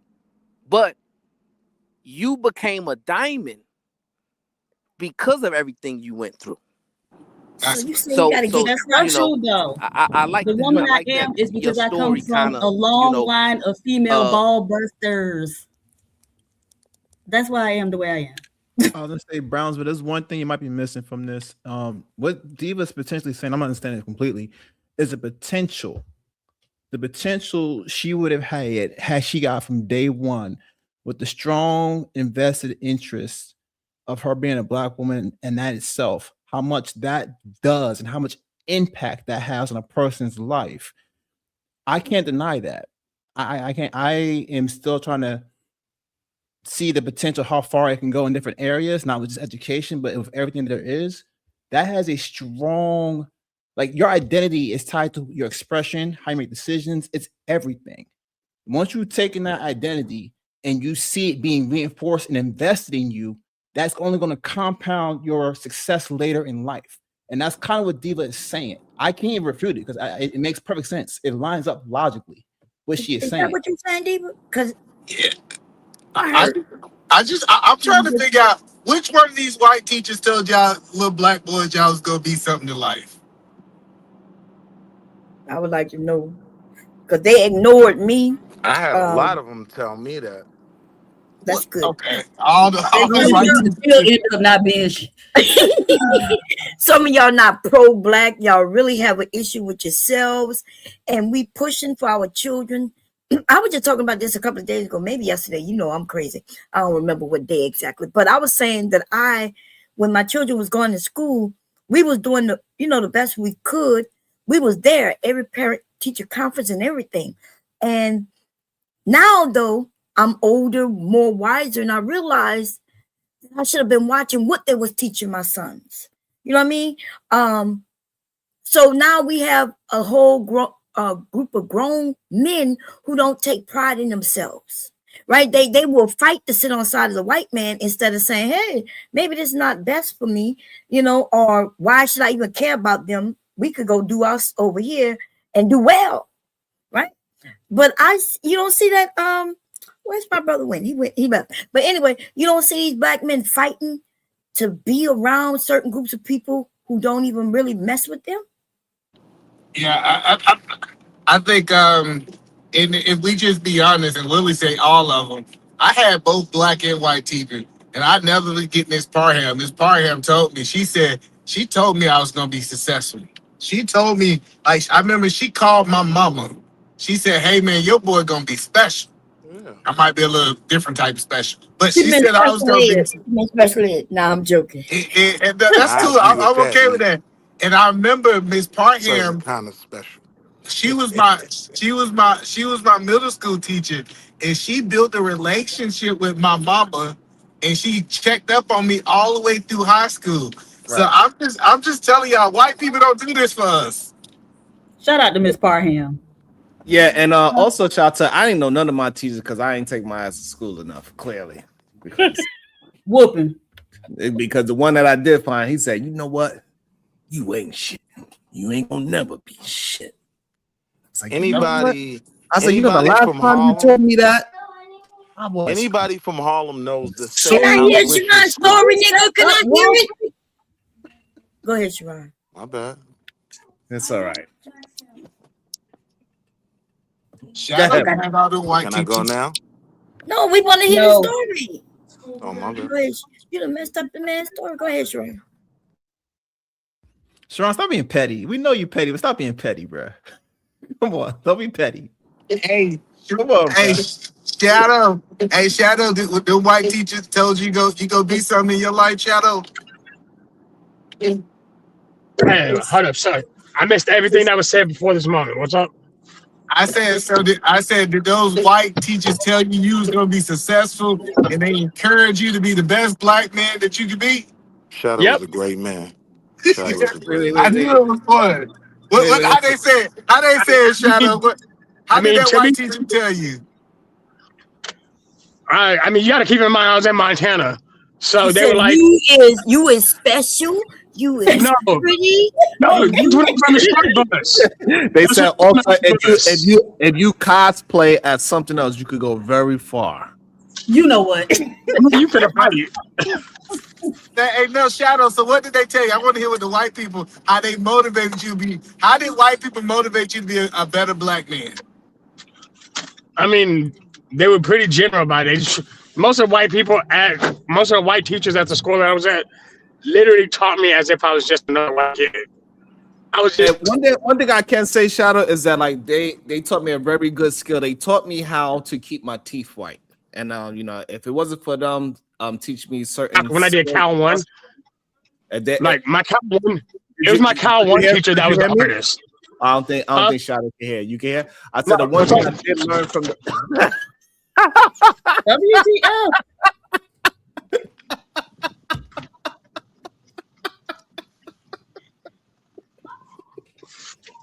Shadow, what you doing too much, Shadow? Eating, driving, and talking to the same time. Maybe I need an accident, bro. No, what did you? There's a dip in the road that I missed.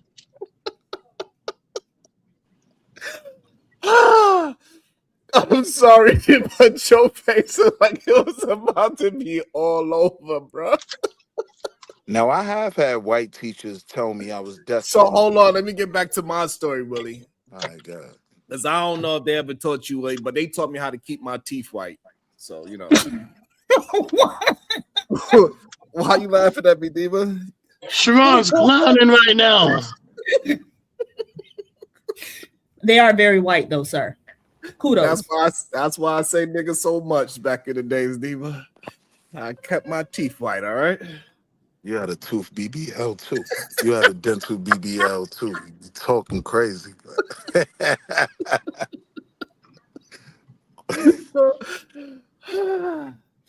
Okay, I'm sorry. Well, you just ain't shit. Like you ain't shitting all the way around. bad, Shadow. Hey, I got. Hello, hello, Shadow. So they treated you like a white boy? Yeah, they treated me like a white kid. Like, I still want to know what the fuck. You know why that's so great, Shadow? What did you run over, bro? No, so in the part of Dallas I'm in, they're doing a whole lot of road work in Dallas. And I didn't see the hole that they dug out in order to fill it. So I just fucking ran over it because I'm dumb. But Shadow, you don't think it's a problem they're treating a black kid like a white kid? I mean, I didn't initially. Damn. But I think that makes PhD a point. I agree. I absolutely agree with. Hold on, XVP. Hey, XVP, we passed the 6 hour mark. I think I need some help. I don't know. He said you need some help. Shit, you better call one of them other niggas. Ain't no vice president. He said, I done been impeached. Call on the MO, whoever y'all elected. Shit, vice president. They come with privileges. $2, nigga. You see? Listen to these niggas. See, you got to remember, hey, Sharon, you got to remember the vice president, it was not voted. It's not something you vote on. I was selected by you. And now you let these people get in your head and they don't even want to donate no more. I told you, see, this is a prime example why presidents need to do their own thing and not listen to the people. Should have been Donald Trump. Nah, for real. On the real tip, make sure y'all support my boy Sharon. Sharon is working hard. He's literally having all the conversations y'all quote unquote say y'all want to have. Y'all don't want to talk about dick and pussy no more. But when dick and pussy start, y'all start tricking. I'm just trying to figure out why y'all don't support the good conversation that my boy Sharon is having. So support my boy. You say support us, but it ain't us no more. Support my boy Sharon. Make sure y'all send some Cash Apps, some Apple Pay, some Zelles, $2. Send them something. Don't send them $20 because I ain't the vice president more. Matter of fact, but send them $2, $5. Yeah, let's stop at $5. $5. What'd you say? No blue? No, wait, what color is the $10? That green or yellow? No blue. I know. No blue, no pink, no orange. But I'll go to the blues is the hundreds, the pinks the 50s. The stamp.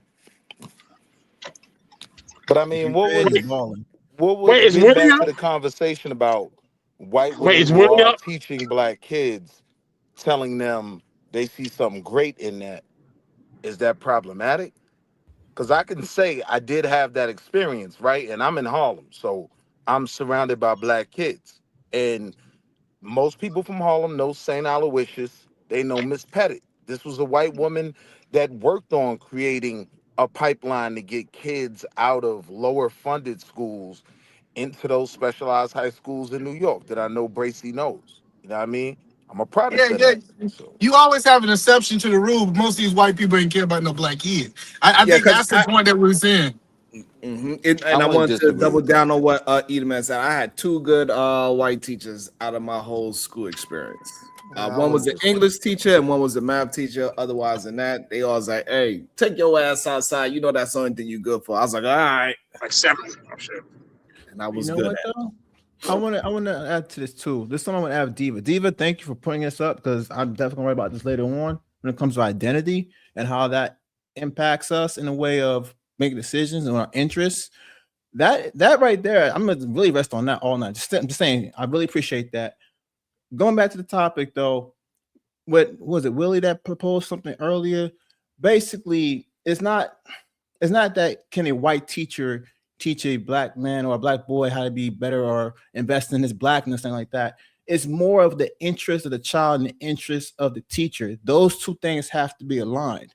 So if, I don't know, let's say, for instance, I want to be the best basketball player. My interest is in basketball. This is an identity issue I'm talking about. I identify as a basketball player. So I only want to identify with those who are basketball players. That's our interests. I'm going to compete. I'm going to get recognition. I'm going to get all this encouragement and reinforcement from those who play the game. The same thing with education. What are you hitting there, Shadow? My God, was that curb? No, it was a speed bump. I don't slow down for those. Where I disagree, Marvelous, I don't think it's about the teacher and the student. I think yes, it's about that's what I'm saying. It depends on what your interest is. But to Diva's point, there is another kind of a boost you would get if you have not just your interests, but you're aligned with your expression as well. It does something to the person. I don't even know what we're talking about now. I'm talking about the research is clear. I'm saying if you were the children perform better when they are taught by people who look like them and when they are being educated with children who look like them. That's just the long and the short talking about. Yes, very much like is good white teachers doesn't mean that white teachers are good for black kids. Just no, again, not saying that's no, that's not the argument. That's not what we're like saying. A white doctor can be good, but it's understood. Black doctors. I'm agreeing with Diva. Black women better in terms of pregnancy, right? That's just understood. So with education, to be more clear, you're right. So with education is very similar, right? When it's a black teacher dealing with a black student, it usually has more benefits. Look, they want to fight for their white teacher so badly, even though it might be just a few of y'all who had that. Y'all just like, oh yeah, Miss Sharon Pissy. And smell like with her hair. You gonna take up for her? Yeah. But here's why I disagree. That's the indoctrination, though, right? Part of the indoctrination is making them think that their system is better, or somehow we got to be getting some type of intangible benefit from just being around them. But that's part of the indoctrination. Wait. Exactly. So, question, Miss Steve, I got one question then to test your theory. All right. This is Dr. Diva. Example is Mike Tyson in terms of boxing. Would he have been better off if it wasn't Cuss? Yeah, teaching him how to box. And it was a black man who taught him how to box instead. Would he be even better than what he is if it wasn't for the white dude that taught him how to box and stuff? I don't know. Like, that's a bizarre question to ask me. I don't know enough about Mike Tyson. You know that how you invest made in him people. great. You're saying that the best investment I can get is from people who look like me rather than other groups of people. So hold on. Let me make an understanding.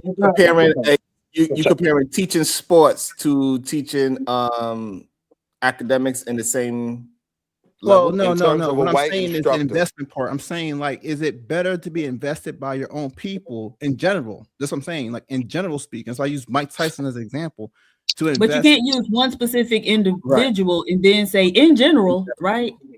Well, I'm saying the application of investment. That's the general part. I'm just taking this as an example of me investing into this sport rather than education, as we kept on top. The top is education. All right.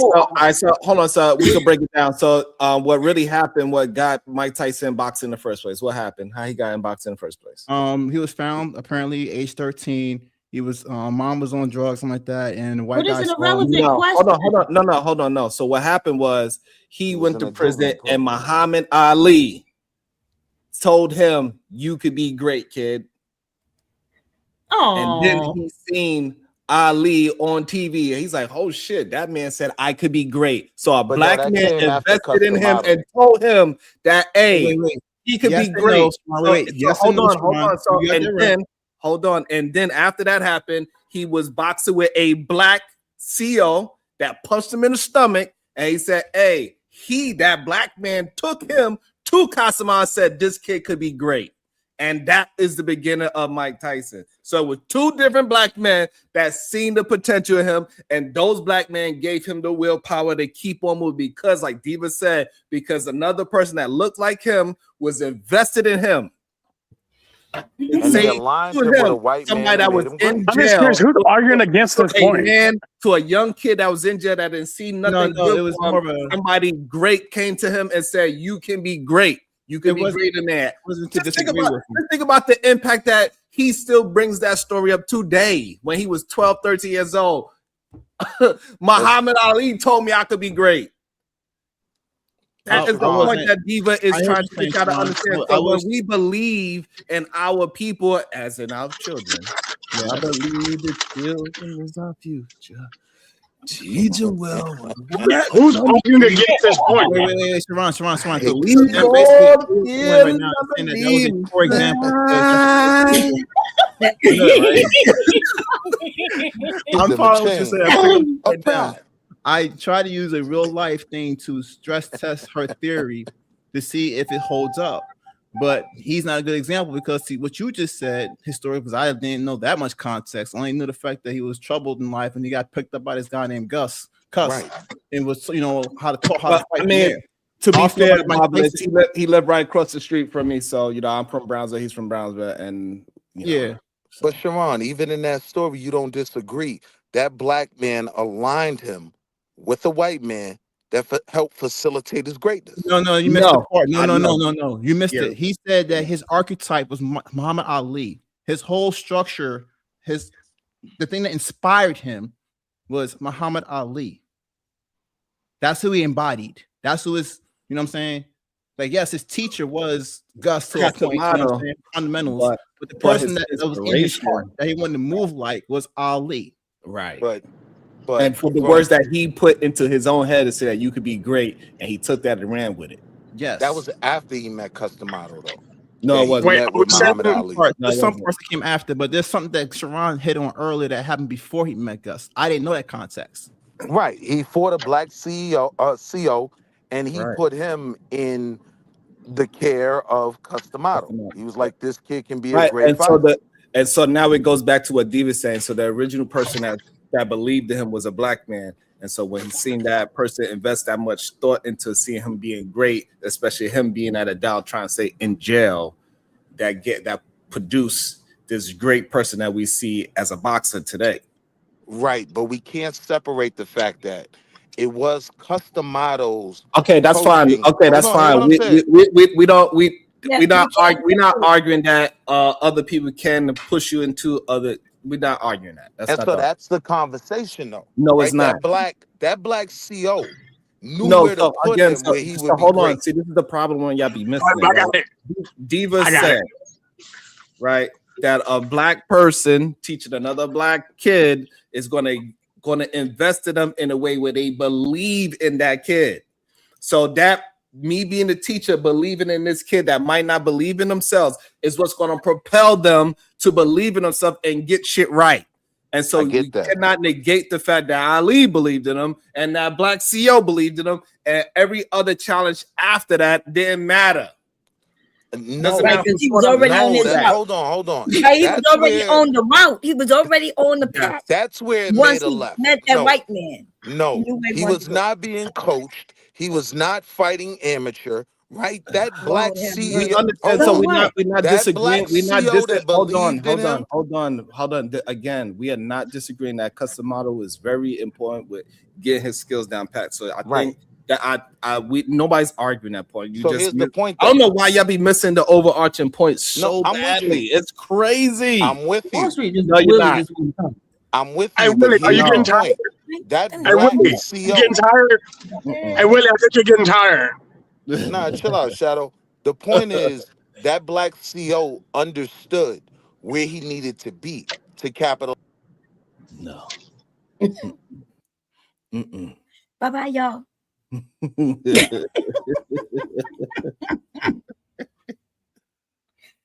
This was a difficult one today, Diva. Lord. Yeah. Sometimes it be that way, though, right? Gotta love our people. You got any final words, Diva? Bye, y'all. Nothing wrong with being. Let me.